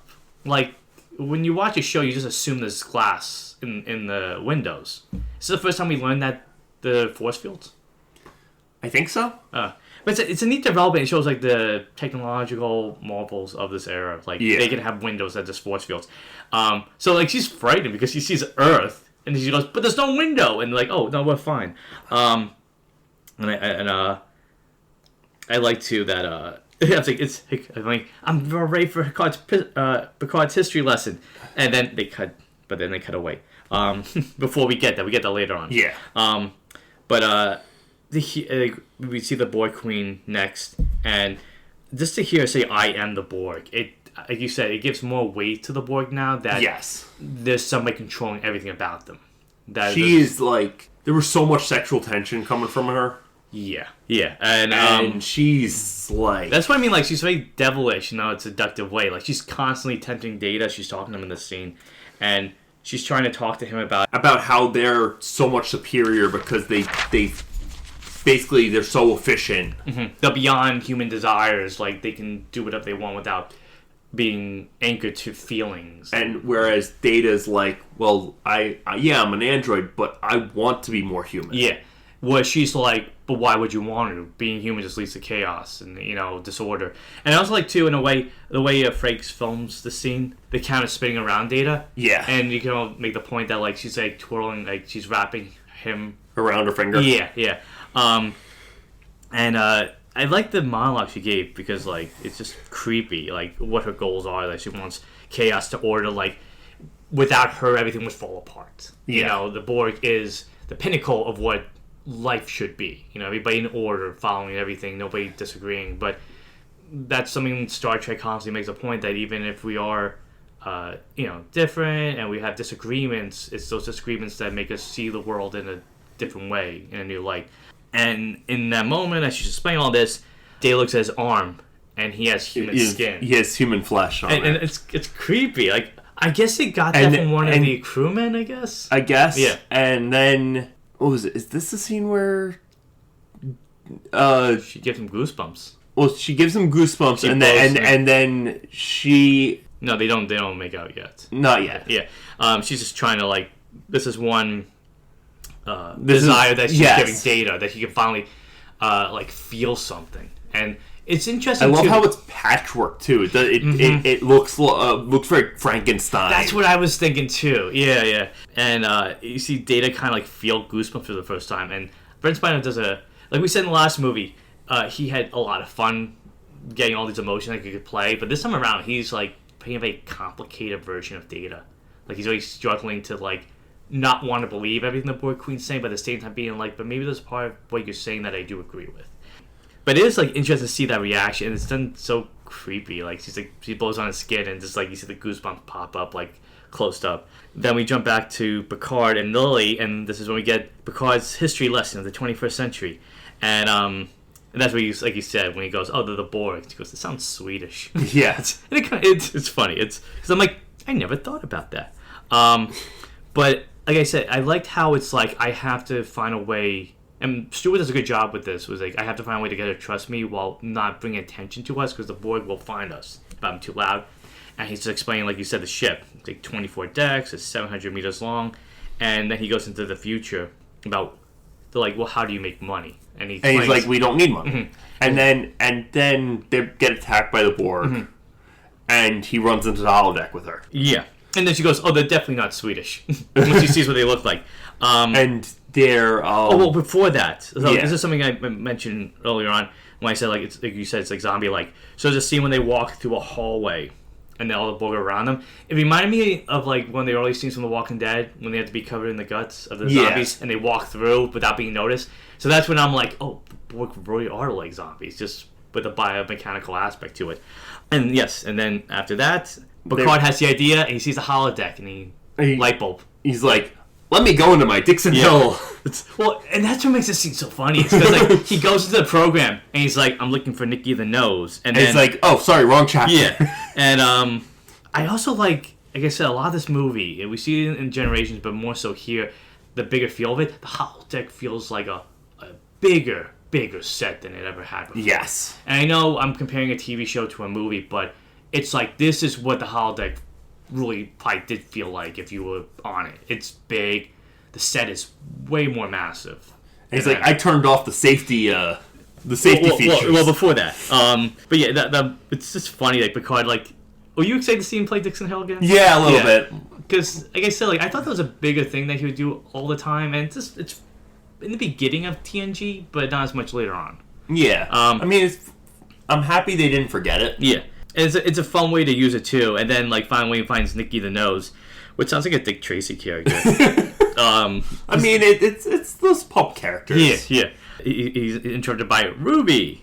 He's like, "What are you doing with that girl?" And he's like, "Oh, now's not the time, Ruby. I'll talk to you later." She goes, "Okay, whatever." But lose the broad. Yeah. And that's when Picard goes and gets a Tommy gun. Yeah. And that was. It's interesting to see like a Tommy gun used against the Borg because he has like very like an antique weapon versus these very high tech, living weapons, really. Yeah. That's when, like you said, I noticed this too. Like this being around the Borg is awakening something in Picard that we've never really seen before. Like this is how I felt when he's ready to really hit the Borg with the Tommy gun. Like it's a primal scream. Yeah, he's tapping to something that's this base fear of everything about the Borg. And then, like you said. When she's like, "I thought you said nothing on the holodeck could hurt us." You're like, I turn off the safety features. Now, was this the best thing to do for Picard?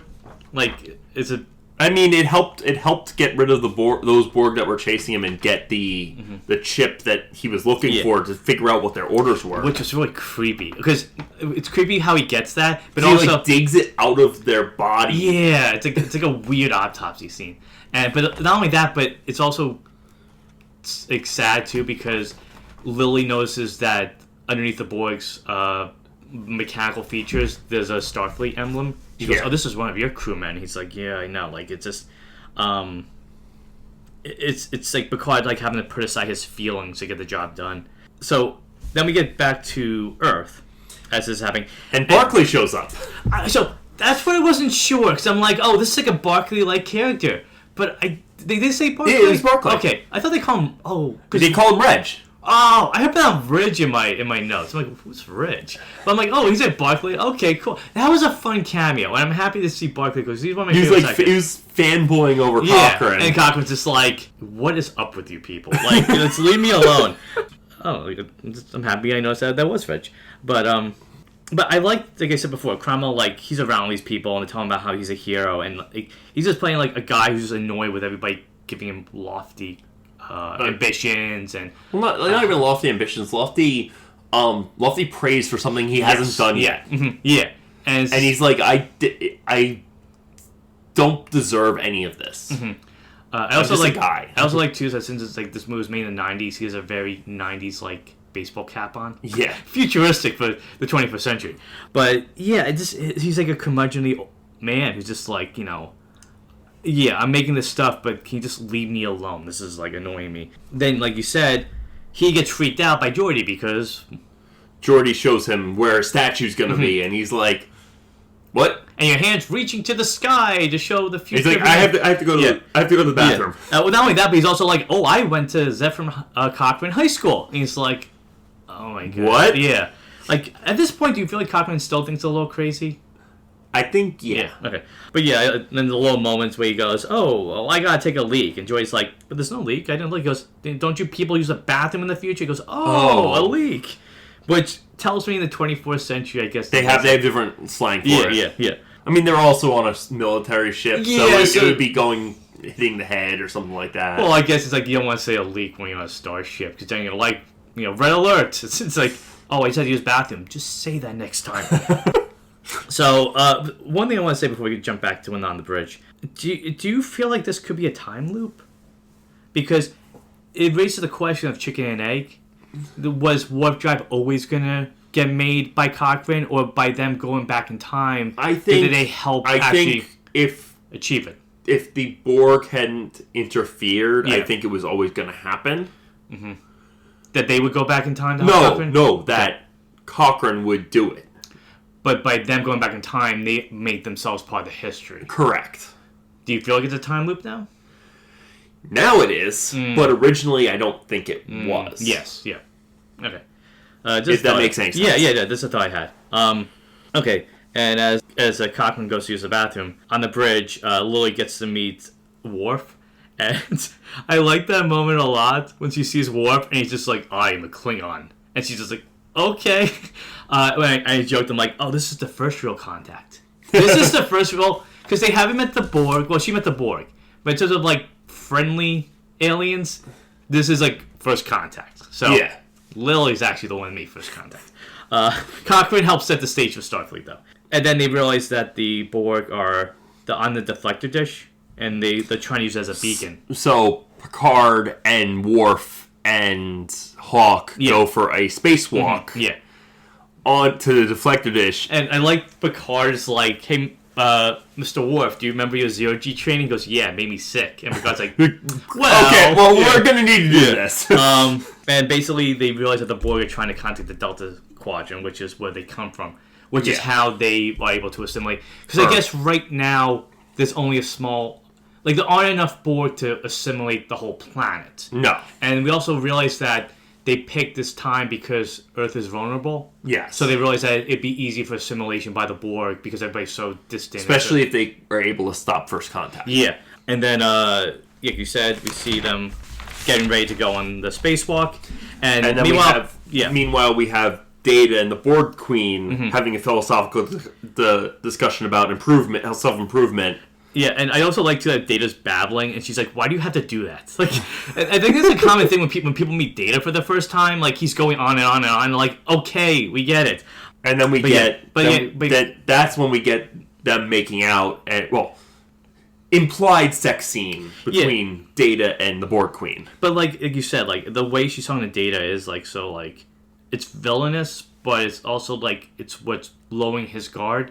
Because like she's just basically going about like what assimilation means to her, like why it's the end all be all. Mm-hmm. Like like perfection is a delusion, I guess, for humans. Like they'll never be perfect, but we can. And we see too Data break free and he starts fighting, and it was kind of cool to see him fight the Borg. And now that I realize that they don't remember who he is, it makes sense that they would stop if they did. But also I like the consistency that when he tries to escape, the force feels like the same force field we saw at Descent. Yeah. That they set up. That was cool. And then we see really the Borg Queen kind of like, it's the last moment before we see Data kind of get lured to her side. Lured! Get it? It's a lure! I found a way to get it. And she asks him when was the last time he... Well, before that, the skin. Like, he's holding the skin, and that's when you realize that, Data really is becoming more human. Yeah. She's like, you can just rip off the skin any time. Why are you trying to protect it? And, yeah, that's when she's like, she asks him about sex. Like, are you fully functional? And he mentions 8 years ago. So, is that a callback to Yar? Yes. Okay. Boy, everybody's trying to hit on Data in the movies and the shows. But... Okay, so my question is, even though these Borg don't know lore, does the Borg Queen know who Lore was? Do you think? Or do we? I don't think so. No? Why? Because, again, I think it's a different faction of Borg that had already broken off from the main collective. So because they have their own personalities, they wouldn't be... They're not part of the collective. Oh, okay. So I was waiting for a moment. She goes, you look a lot like your brother, or something like that, which makes us seem really creepier. But okay, that's my question. But then we see the two of them kiss and they make out, and as far as we know, that's about all they did. But I mean, it's implied. Yeah. Well, she asks if he's fully functional. It doesn't mean just kissing her. Then we cut back to Picard and Worf on Hawk, and doing their spacewalk, and them trying to undo the deflector dish. That was a really cool scene. I liked the slowness of it because they're in space, so they won't be moving quickly, super fast. And I mean, they're trying to be stealthy, but it makes sense why they're moving that way. I also really like the suits because we never get to see something like that in Star Trek. You really don't. I think what I can think about is maybe sometimes in original series and in the Kelvin timeline we see them in suits like that, but not as much in TNG. So to see them kind of have to put on actual space suits. Yeah, it was really cool, and the design was really, really solid. So they use the phasers to stun, and it's a really tense scene because they're trying to take out like the Reborg for all of them. There's four, but like they had to take out one. Oh, they did this, but then like when they fight again, they realize they have to quickly adapt. And like I said, it's done like very slowly because of the space and zero-G gravity. Yeah, it's done well. Like when they're fighting, it's almost like a callback to the old cheesy fights, like the original series. But it's tense, and I also like seeing a part of the ship we don't really get to see, which is the outside. The outside. Were they walking upside down? I think so. Okay, because it looked like it went because it does right side up, but then when we see the ship, it's like the engines are on the bottom. So so it was cool to see, the plan. Getting more to see of the ship that we usually see, especially in this regard. I also like basically, they're setting up the beacon and they have to release the part. They have to release it. All three anchors of the deflector dish, so it can go into space and it can blow it up. And I also like that we got POV of the Borg, and I guess in the beginning of the movie we got that scene where it was like a POV shot. Yeah, but it wasn't the same thing, or was it? No, it was different. Okay. I think it was different. Yeah, but to see like a POV of Borg, it's kind of it's weird. It's like almost being underwater. Looking. Yeah, I like too. Like I said, the thing with the Borg is that they can fight them, but they can adapt quickly, so they have to keep finding a way. And I like how Worf takes a Klingon knife with him with his suit. Yes. That was fun. Was one of them a Klingon Borg? No, I don't think so. Because I have ridges in his head. Maybe. I didn't. Okay, I was looking into it deeply. But I wasn't paying attention to that. I was like, because if it was, I'm like, that's interesting. But I guess also that wouldn't make any sense. No. Okay. Well, yeah, I guess it would make sense. I guess in my head, I just want to see what does a Klingon Borg look like. Then we see Hawk is attacked. And yes, he gets Hawk gets transformed almost immediately. Yeah, and Picard floats over to him and he fights in his best... Zero-G fighting. It was like, he's like, what would Captain Cook do? Let me fly over the particle beam to the X-Pod. And then Picard...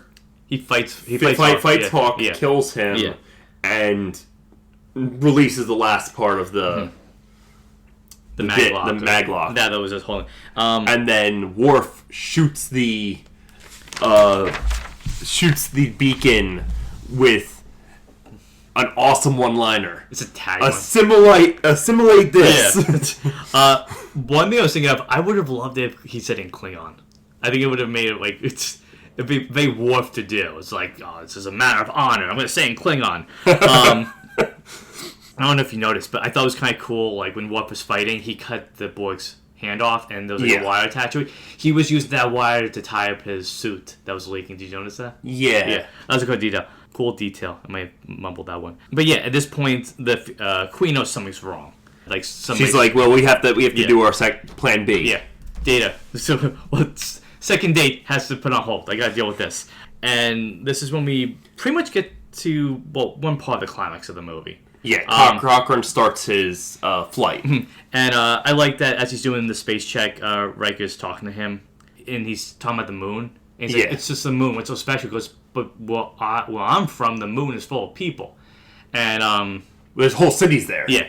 And I like that they mentioned one was called Lake Armstrong. I thought it was a nice nod. Yeah. And I like, too, that at this point we kind of get, now that they've been around Cochrane long enough, he's kind of like explaining like who he really is, and he's just saying like, "Oh, so, I'm just a guy. I wanted to do this for money. Yeah, I didn't care about the future." He's just like, "I hate flying," you know. I want to sell this. Yeah, and like he just wants an island. He wants women. And I joked in my notes. I'm like, "Is that a Riker holodeck fantasy? Like, I'm gonna remember that for next time I'm on the Enterprise." The Cochrane program. And then, like, he has a quote. I didn't put that whole quote down, but, like, I like that. Do you want to see what the quote was? Or I put part of it. It's like, don't try to be a great man, and be a man. And yes, don't try to be a great man. Mm-hmm. Just try to be a man, and the rest will come. Yeah, and it's like, well, who said that? You, like, 10 years from now. And it's like, stop making me into something that I'm not. And then we get back to the bridge, and everybody's reunited, but the bridge is, like, bare. Like, there's pretty much nobody left on the ship. And they made the point that we just have to destroy the ship. We can't. First of all, before they try to say that, and Picard's like, no, I'm not going to destroy the ship. Mm-hmm. And then Lily confronts him in his ready room. Mm-hmm. Was it the ready room? I think so. It was a way bigger ready room, right? I think it was his new ready room. Because, man, that was a big room. Like, he had a whole big table there, right? Yeah. Yeah. And she's like, yeah, Captain Ahab. Yeah. Go right ahead. Go get your Moby Dick. I'll stop you there real quick because you just jumped ahead from one part that I wanted to mention. Yeah. That Worf is the one that says like, we will have to destroy this ship, and because like, I won't run away, I won't stand out. Like he doesn't want to surrender because he feels like surrendering will be him admitting loss. Yeah. This is when Worf brings it up, which is Starfleet has been saying that like the past is influencing your decision. Your determination to get us all killed is based on what happened to you. And my question I want to ask you is there a rift between them at this point? Is that why Worf is able to stand face to face with Picard and admit to him what's really going on? I think it's less that there's a rift between them, mm-hmm. and more that he's had experience working under a different commander mm-hmm. with Cisco. Okay. And he knows the two different command styles. And he's like, this isn't like you. Okay. You were normally very calculating, and you're not acting that way. You're letting your past influence and emotions. You. Yeah. And your emotions influence you. Okay, interesting. Okay, I wasn't sure there was like something with Deep Space Nine that like was no. It was just more like because he goes to Deep Space Nine not because of a rift between him and Picard, and more just because it's the next logical step in his career. Okay. Because it's a big promotion for him. I was gonna say, way to work in a Spock logical nod. No review. Okay, and when pretty much Picard's like, well, we're gonna keep fighting, and he runs away. That's when Lily confronts him and it's like, I don't get why you're doing this. And that's when Picard finally breaks down, explains what happened to him 6 years ago, that he was assimilated. And basically he's like, because I was assimilated and I was one of them, I'm the only one who knows how to fight them. Yeah. And I thought this was, like, again, a good character moment between Woodard and Stewart, because they're having a really interesting debate about, like, you know, decisions, influential actions, and, you know, experiences and all that stuff. And she's a really good actress. She really is, yeah. And that's when they bring up Moby Dick, and I'll let you take over. So she's like, you're acting like Captain Ahab, and the Borg being your white whale, and you know what happens to Ahab. She's like, don't you have books in the 20th? Don't you have books? Yeah. Just Moby Dick and Starfleet Manual. That's all we have in the future. And he's like, this actually kind of changes his mind. He's like, well, first of all, he gets really angry at her for bringing that up. Well, yeah, because it's interesting because, like, it's almost like after Best of Both Worlds, it does become like a Moby Dick situation. Like, he just wants this joy. So I guess there's a culmination of that storyline. But like he has this, like, a very angry speech. Like, usually Picard has very calm and interesting things to say, and this time it's just driven by rage. And he's like, you don't know what they took from me. Yeah, but he's like to say that he won't blow up the ship, that he's like stern about not giving up, and that's when he throws his giant phaser or his rifle. Yeah, and he destroys the models in the ship, which is like and then she's like, look, you've destroyed all of these ships. Yeah, and she's like, I like this ship, but I think, what was it about him seeing, like, destroying those models that finally? I think it was just, it connected with him after she was bringing up the Moby Dick and how during Moby Dick, Ahab is so set on revenge, it destroys not only him but his crew and his ship. So when she picks up and, like, the model of the Enterprise D has the engine broken, part of it, it's like, oh, I am destroying my ship. Like, that's the first hint that I could destroy this. And Patrick Stewart putting on his great Shakespearean acting, he recites, like, a line from Moby Dick that's done so well, about, I think it's about vengeance leading to destruction, something like that. And that's when it's just, that's when he, I want him to do a whole audiobook reading Moby Dick, honestly. But he even asks her about Moby Dick, and she's like, I've only seen the movie. No, it's not even the movie. She goes, I never read it. But it's just one of those universal stories where you can just get the metaphor out there. Because even if you've never read it. But I just like the fact that she goes, like, she uses a story that could connect with him and being like, oh, I don't even know, like, what happens in it. It was a good thing to use. But like, seeing, like, what his rage is leading him to do, like, literally destroying the ship and ships with the models, is like, maybe I need to quit. And then you symbolically see it when he takes his giant gun that he threw and it's like, okay, I'm putting it down. It's time to abandon ship. And then he sets the self-destruct, but he also realizes Data's on the ship. So before we get to that, I put in my notes, I'm like, are they going to destroy a ship in every movie? Is this going to be like an ongoing joke? Because I really thought they were. I'm like, okay, so again, I mean, that would leave them stranded in the past. Yeah. It would have left them. It would have been too. Well, they did even mention that, and I also liked that when they did the auto-destruct, it's reminiscent of Star Trek 3, the way they're doing it. Like, 3 people need to activate it, and you kind of see that. And but I liked how, as the ship is getting ready to self-destruct, Crusher's like, well, there's plenty of letters in the alphabet we can keep using. They're like, I really like this ship. So something I was thinking about, well, I guess if this was a time loop, that if the Borg had taken over reality, it would have been a universe maybe where Picard didn't stand down. if Picard didn't stand down, do you think the Borg would have taken over the planet? Possibly. Okay. I mean, it's hard to say. Yeah. Okay. It was just like one of those ideas I had in my head. But as they're getting ready to evacuate the ship, Picard goes up to Worf, and being the gentleman that he is, he's like I'm sorry for what I said. Well, for most of what I said. Yeah, but that's what I like about Picard, is that he will admit when he's wrong. Yes. And I think that's what makes a good captain, is knowing when to do the right thing and knowing when you're doing the wrong thing. And he actually compliments Worf too on almost, I guess, the bravery of just what he does and being able to stand up to him.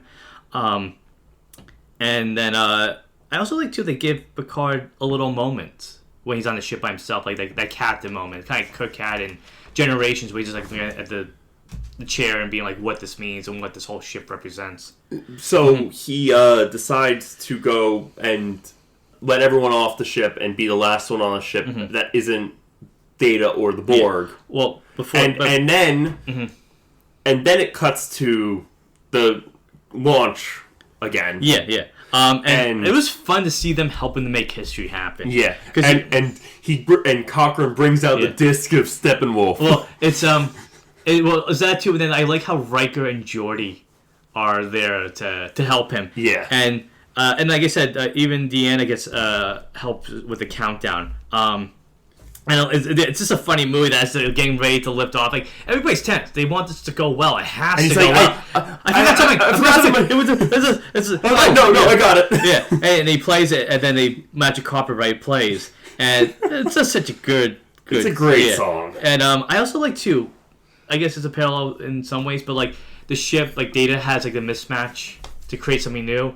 The ship does too. It has different panels put together. Like they said, they had to salvage to get this stuff.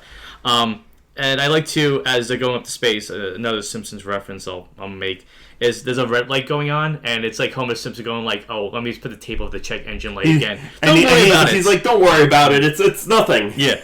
And then, like you said, then we cut back as the ship's finally taken off. We jump back to Picard on the ship, and like you said, he's like, they're abandoning the ship. With everybody they have, and he goes, I have to go back to save Data. You know, I'm the captain. I have to do this. And I thought it was kind of cool to see how the escape pods work on the Enterprise. Yeah, I know it's a new one, but we never actually see that. And it's interesting. It's like this little, like, almost Lego pieces coming off. Yeah, it was really cool. And I like to, I'll keep saying it. Frakes like does so well with the Borg scenes. Like, he makes them so scary that Picard's like walking into the belly of the beast. And so he goes down to engineering, and it's been completely turned into the Borg throne room. It feels like that. I think that was cool because like I kind of remember that in my memory of the movie, but like to see this like part just feel like such like an alien setting. It's like a whole new world that he's walking. Yeah. It doesn't feel familiar to like where he actually is. And I like too that the Queen calls him Locutus, and it's just a creepy thing to hear. And I'm sure it gives him goosebumps. They kind of retcon Picard's assimilation in this movie, right? A little bit. Because they were making the point that the Borg Queen wanted someone equal to her to help lead the Borg. Yeah, how did you feel about that? I mean, it doesn't negatively retcon something. But it doesn't make Picard's Executus like take on a whole new meaning. It basically makes it take on... honestly, it takes on a more... unique feeling. So when you watch, like if I was to rewatch Best of Both Worlds, I'm like, oh, so there's more to him being Locutus and trying to be a voice. It's almost like, I can't show you who I am now, but I can use somebody else to do it and set the stage for that later on. Yeah, I didn't mind it, and like you say, it kind of like enhances what we saw Picard go through and give it more meaning. Yes, and take it to a whole new level. Was that hinted at in Voyager at all? I don't remember. I mean, I guess it wouldn't because it'd be such a distance it's so far apart. Yeah. It's in the Delta Quadrant. Yeah. It's dealing with the Voyagers trying to get home. But they do run into the Borg Queen a few times. Yes. Actually, more than a few. Yeah. They run into the Borg more in Voyager than they do in TNG. Yeah. I guess that makes the Borg Queen even scarier that she could reach out that far away to have Picard become the cutest. Yeah. With this, like, a thought. It does make it creepier. And then as he's talking to the Borg Queen, it's just, like, a really cool imagery, too. Like, the scene Picard talk to the Borg Queen. It's just, like, we see them encounter alien species, but this is, like, it's, like, has such a different feel with everything that's going on. But we see Data transform, like you said, into a Frankenstein-like monster. Yeah. I like the patchwork on his face. I like that his hair was disheveled a little, too. Yeah. And so the Borg Queen gets Data to try and blow up Cochrane's ship. Yeah. Well, before that, because he's willing to give himself up. Yeah. Like, he realizes it's a losing battle and the Borg Queen's like, well, I already have my husband. Yeah. It's like, instead of Bride of Frankenstein, it's husband of Borg Queen. Yeah. But, yeah, he said, but she's like, yeah, I don't need you anymore. It all become Lacus again for Data. And then, like you said, Data's like, well, I already have him, so I don't need you anymore. He's even better in some ways. Like, he's fully assimilated. It was creepy to see Data like that, too. Like, robotic in that way. Like, he's always been robotic, but, like, more so. But, like you said, they shoot torpedoes or photons at Cochrane's ship because it's now out in space. Data purposely misses. Yeah. And, well, actually, it's a before that, like, he says to Data, he refuses. Data's like, stop the auto-destruct. No, sorry. The Borg Queen tells Data to stop the auto-destruct, and Data stops the auto-destruct. Yeah, and this scene, Data, like, completely gone over to the Borg Queen, like, this leaves Picard out. Like, at least seemingly. Yeah. And at the same time, Cochrane, the following space, and Frakes does a really good job with these two moments, building suspense, because, like, what's going to happen. I like seeing, like, the archaic, the original warp drive engines. Yeah. Just go, like, pop out, like it's like a pop-up book. It feels almost like a multi-stage rocket. Yes.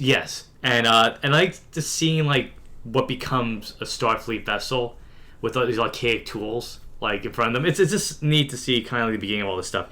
And I like, too, as out in space, Cochrane sees the Enterprise, like, up close, and he's like, sweet Jesus. And it's almost like an ant seeing, like, a shoe. Yeah. Like, the massiveness of it's, like, sets him off, like he's surprised by it. But yeah, like you said, the torpedoes are set on the Phoenix, but they miss. And what does Data say? I don't remember. You didn't write it down? Come on, man. No, I didn't. Yeah. He says, he turns the table on the Borg. He goes, resistance is futile. And I guess it shows, like, the Data didn't change. Yeah, like he was able to remain who he was. Well, he even says later that he was tempted, right, but he was only tempted for 0.067 seconds. Yeah. And he's like, yeah, that's a very short time, but for an android, that's an eternity. Yeah. It's a nice little joke at that point. He breaks the engine core. Is that what he does? He releases gas. Yes. So it's the engine core because it's toxic. Because they realized that would stop the Borg because it was just they're still flesh and blood. It's just they got mechanical pieces on them. And so as that's going on, Picard's trying to get out of this, and at the same time too, he's trapped down. And I said, many people, like I'll say, like I said in the Generations review, and this you see Picard becoming more of an action hero. Yeah. And you do see he's wearing, like, his arms are exposed, his muscles are there, he's swinging on wires. But I didn't mind because I worked with the scene. And it's really not as much of an action moment as it's just like he's trying to escape, but it's just showing Picard that as much as he's a diplomat, he could be a man of action too. He's swinging on the wires. Oh, sorry, I missed it. Because they didn't hit the Phoenix, they activate warp drive. They're able to do it. History happens. It's saved. Then we get to Picard swinging on the wires, almost like Tarzan, and he's grabbed by the Borg Queen, and like she's really pulling him down. Like she won't let him go. I guess you could make a point that it's like that trauma that's still stuck to him. And who shows up? And it's really cool how he shows up. I like that. Data. Yeah, Data shows up, and but the skin. I said something. The skin came off. Yeah, I thought that was really cool because I like that look for Data. It was really interesting because, like, you see the eye, but it's blank because it's just like the exoskeleton. But I was watching, like, oh, that makes sense. His skin would come off because that's biological and the gas would destroy it. But of course, the rest of it would be fine. But yeah, it's such a cool look. Like seeing the lights blinking on his head and all that. So when I was growing up, I had an action figure of Data, but it was from. I want to say it was from First Contact with the patchwork. Yeah. Oh, face. Could you take off the pieces and stuff? No, like no, okay. it was just that was how it looked. It was just how the paint job was. Yeah, I mean it's a cool looking design. But Data shows up and he's able to pull her into gas, and once she falls into gas because of the hive mind, all the other Borg died too. Yeah, because he's able to get rid of the gas, he's able to pull it away, and he finds the Borg Queen, and we see that like the head and the spinal cord that we saw in the beginning of the movie look very Terminator-esque. Yeah, and I like the way he picked it up. It was almost like Hamlet. Yeah, with was it Horatio? No. With his dad's skull. Wait, no, when the Gravediggers are like they're holding the skull. So I liked how it's like, oh, they found a way to give a Shakespeare moment a second time. Yeah. This movie with Picard, but unlike that story, he rips the cord and he kills the Borg Queen. For now. Yeah. And then, like you said, he sees Data, and he's still alive, and then he does mention to Picard, like in his quest to understand what it means to be human, he does he realizes what it means to be tempted and face desire, but he's an android, he's able to get over it after a few milliseconds. Yeah. And then we get to the final scene of the movie, which is First Contact happening. I like this scene a lot, the way it was done, because it has to be a big moment, and Frakes does a great job setting the stage for it. It's Spielberg-esque. It does feel like something out of like Close Encounters. Because you get those lights hitting the ground, they're going through the trees and everything. And the ship is really cool. It's really neat. I want to see more Vulcan ships. Yeah, that's the thing. Like, we never really see too many Vulcans. We see the planets, but we don't see like how they travel through space. Well, once they become part of the Federation, they're on Federation ships mostly. So it's like you humans did such a good job. It's like it's almost like when like if I cook and like, oh, great job, you can keep doing this. It's such a good job. It's only logical. You make cooler ships than us. Yeah, and the aliens show up, and it's the Vulcans, and it's the first contact with them. And even knowing what the twist is, it's still really cool, that reveal. Yeah. And I feel like if you didn't know that and you saw the Vulcans at the end, it's like gotta be like such a cool surprise. And I looked it up. I wasn't sure it was Sarek, like Spock's dad. It wasn't. It was his grand. Yeah, no, because it's way before Sarek would have been alive. But it's just cool to like see how much his family legacy really is. Yes. Like, no wonder he has those two sides of his personality, like his, and also no wonder why he's such an integral part to Star Trek in general. Like, from, I mean, specifically TNG and TOS, but even just the Star Trek history, his family has been there from the beginning. And it shows us why the humans and the Vulcans have such a tight relationship compared to other aliens and planets. But I also like, as they encounter Cochrane, they do the Vulcan salute and they say, "Live long and prosper." And I like that he tries to do that. And then he just holds out his hand. Like, I know I can do it. I don't know if Matt can. Can you? Okay. So my joke doesn't work now, but Cochrane but I think that works too, because it's like, oh, here's my way of greeting you, and Cochrane's like, well, here's our way of greeting you, and it's these two different sides coming to terms with that. And I like these final moments when Picard sees Lily, and she's like, they're talking to each other, and both of them are jealous of each other. Yes, and like how she's like, oh, I'm jealous of you. You get to go to this exciting future. And he's like, well, I'm jealous of you. You get to see history happen and live it. And I like how he says, like, these are the first steps to a new frontier, end quote. And then the movie pretty much ends. Yeah. Well, I mean, Cochrane plays his music. Well, yeah, they go back to the Enterprise, and like I said, they have a nice big feast for the first contact. Yeah. Well, before that, I like how, in a very Picard way, he says, take us home. He goes, He's like, quote, "Our future is there waiting for us." It's a nice line. And he says, "Make it so." And I'm like, yeah, he says it. Which gave me that TNG vibe from the TV show. But also, something I forgot to mention early on, I do also like that they did the star date in the beginning of the movie. Yeah. Which we didn't get in the other one. They just jumped right into the story. Also, when Cochrane is hitting warp drive, he says engage. Oh, he does. So it all started with that. That's right. And then, like you said, the movie ends and introducing the Vulcans to rock and roll. I said this is why they actually united with us, because they discovered the power of rock and roll. Rock and roll can save anything, and it can unite everybody. And then he's doing his silly dance, and it pulls away, and that's the end of the movie. And like I said, I liked how this took what I enjoy of watching from the Next Generation series and applied it to a movie scale, and it worked so well. Like I said earlier, you couldn't have done a story like this on the show. You could have, but it wouldn't have the same impact. Yeah. But overall, yeah.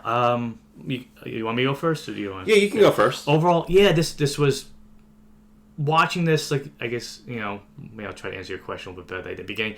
But watching this with a new mindset, it puts the crew on the biggest challenge they've ever faced.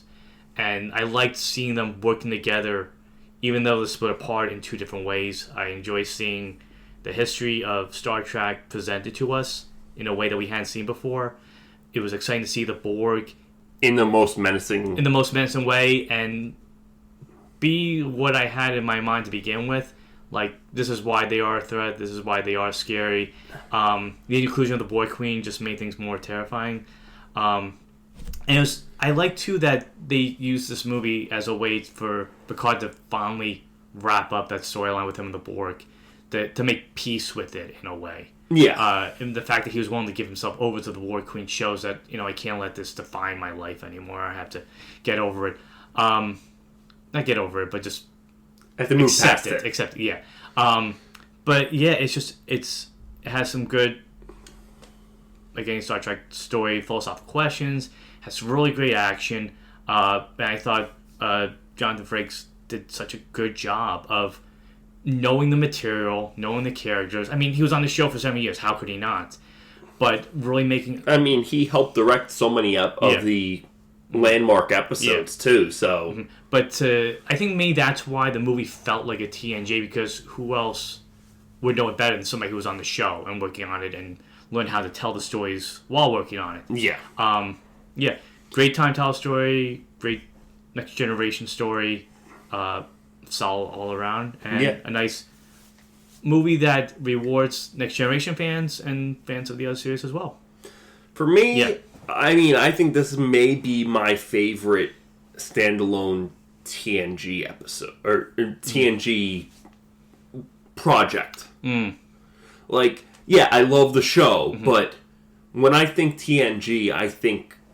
And when I think TNG movies, I think First Contact. Yeah. It's hard not to. It sets such a high bar that I guess maybe that's why people have conflicting feelings about the next two movies. Yes. Like, you have this big storyline. Like, how do you top that? It's almost hard to. You can only, like, reach the same levels, but I don't think... you're not going to surpass it.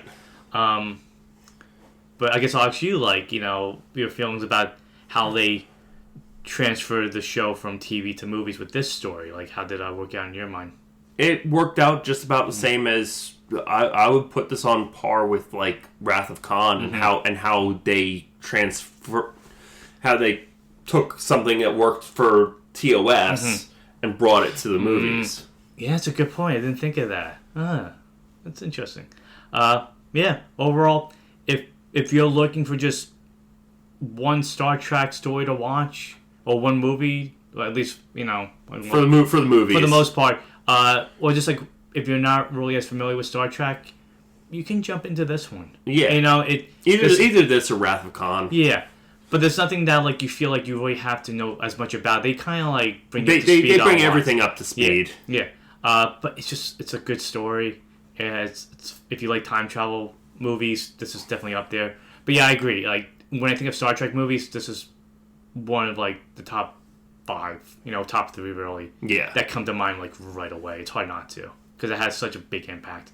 And like I said, for the 30th anniversary of the series at this point, like you want something to incorporate everything that the show and the franchise means, and it is summed up in this movie in a lot of ways. Yeah. Okay. Now I'll ask you my question. Okay. Do you have any other thoughts before we continue? No. Okay. All right. Okay. So since we still haven't received any questions at this point, I'm going to ask you another question since you asked me last time. All right. So in this movie, the Next Generation crew goes back in time and they meet Zefram Cochrane, the hero of theirs. So my question to you is, if you could jump to the future of the Star Trek universe and meet any character or characters, who would you... Sisko. Yeah, okay. Why? He, as much as I like Picard and I like Kirk, I think Sisko is the everyman. He's the guy who's put in a situation that, yeah, he's not necessarily equipped for, but he does his damnedest to make sure everything goes like clockwork on his space station. Okay. Would you talk about baseball? I know that about him. I mean, yeah, sure, why not? I mean, he loves baseball. I mean, he's like the guy who he will do what needs to be done. Whereas Picard's very much the guy who will, yeah, he'll do it, but he try to find the diplomatic solution before going and being like, look, this is what needs to be done. I'm going to do the thing that needs to be done. That's what he did in this movie. I mean, yes. Now, he did that in this movie, but in general, Picard's the person who's like, I'm going to find a diplomatic solution first. Okay. All right. Well, based on what I've watched so far, I'm just going to use that as my baseline. Yeah, that's fair. It would be a fun conversation to have between Picard, Guinan, and Troy. Just to talk about life in general, or just history and stuff like that. Okay. And because when those characters come together, they tend to think about things in an interesting way and express things in a way maybe I didn't think about. And we would have it over Earl Grey. But it would be kind of interesting because I think something like Picard, he has such an interesting outlook on the universe and life, and the way he's able to describe it and summarize things, the way Guyan's able to kind of get you to understand what you've been thinking already, and the way Deanna is able to kind of bring out the best of you. It'd be an interesting conversation just to have a conversation about life, philosophy, stuff like that.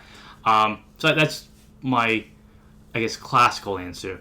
Fun answer would be the crew from Lower Decks would be fun. If I want to have a fun adventure, I'm calling up Boimler, Mariner. I always forget the other characters' names. What are the other names? Tendi, and Rutherford. Yes. Yeah. If I want to have fun, if I want to have a good conversation. So yeah, those are my two answers. I would have also said the Lower Decks crew, though I would actually go with the Lower Decks command crew. Shax and... yeah. Because they seem like also really fun characters. I know, it's interesting, because you would think, basically how I talk about Next Generation, I would go with, Data. And they would feel fun to hang out with a little bit, but I feel like, at some point, I'd be like, okay, I don't know how to get through to you. Data and Spot. Spot, yeah. But yeah, those are my answers. All right. We're gonna... I'll do the outro now. Thank you for tuning into a review for Star Trek First Contact. I'm going to say this a little differently in the outro because I know nothing about Star Trek Insurrection. So I'll just say to Matt, what should I expect or look forward to in the next movie? So look forward to us exploring, or actually protecting, and showing our loyalty to the Prime Directive. All right, interesting. All right, looking forward to find out what that means. Yeah. Until franchise fatigue sets in, I'm Matt Fisher I'm Matt Spark. for the Franchise Connection. Bye. Bye.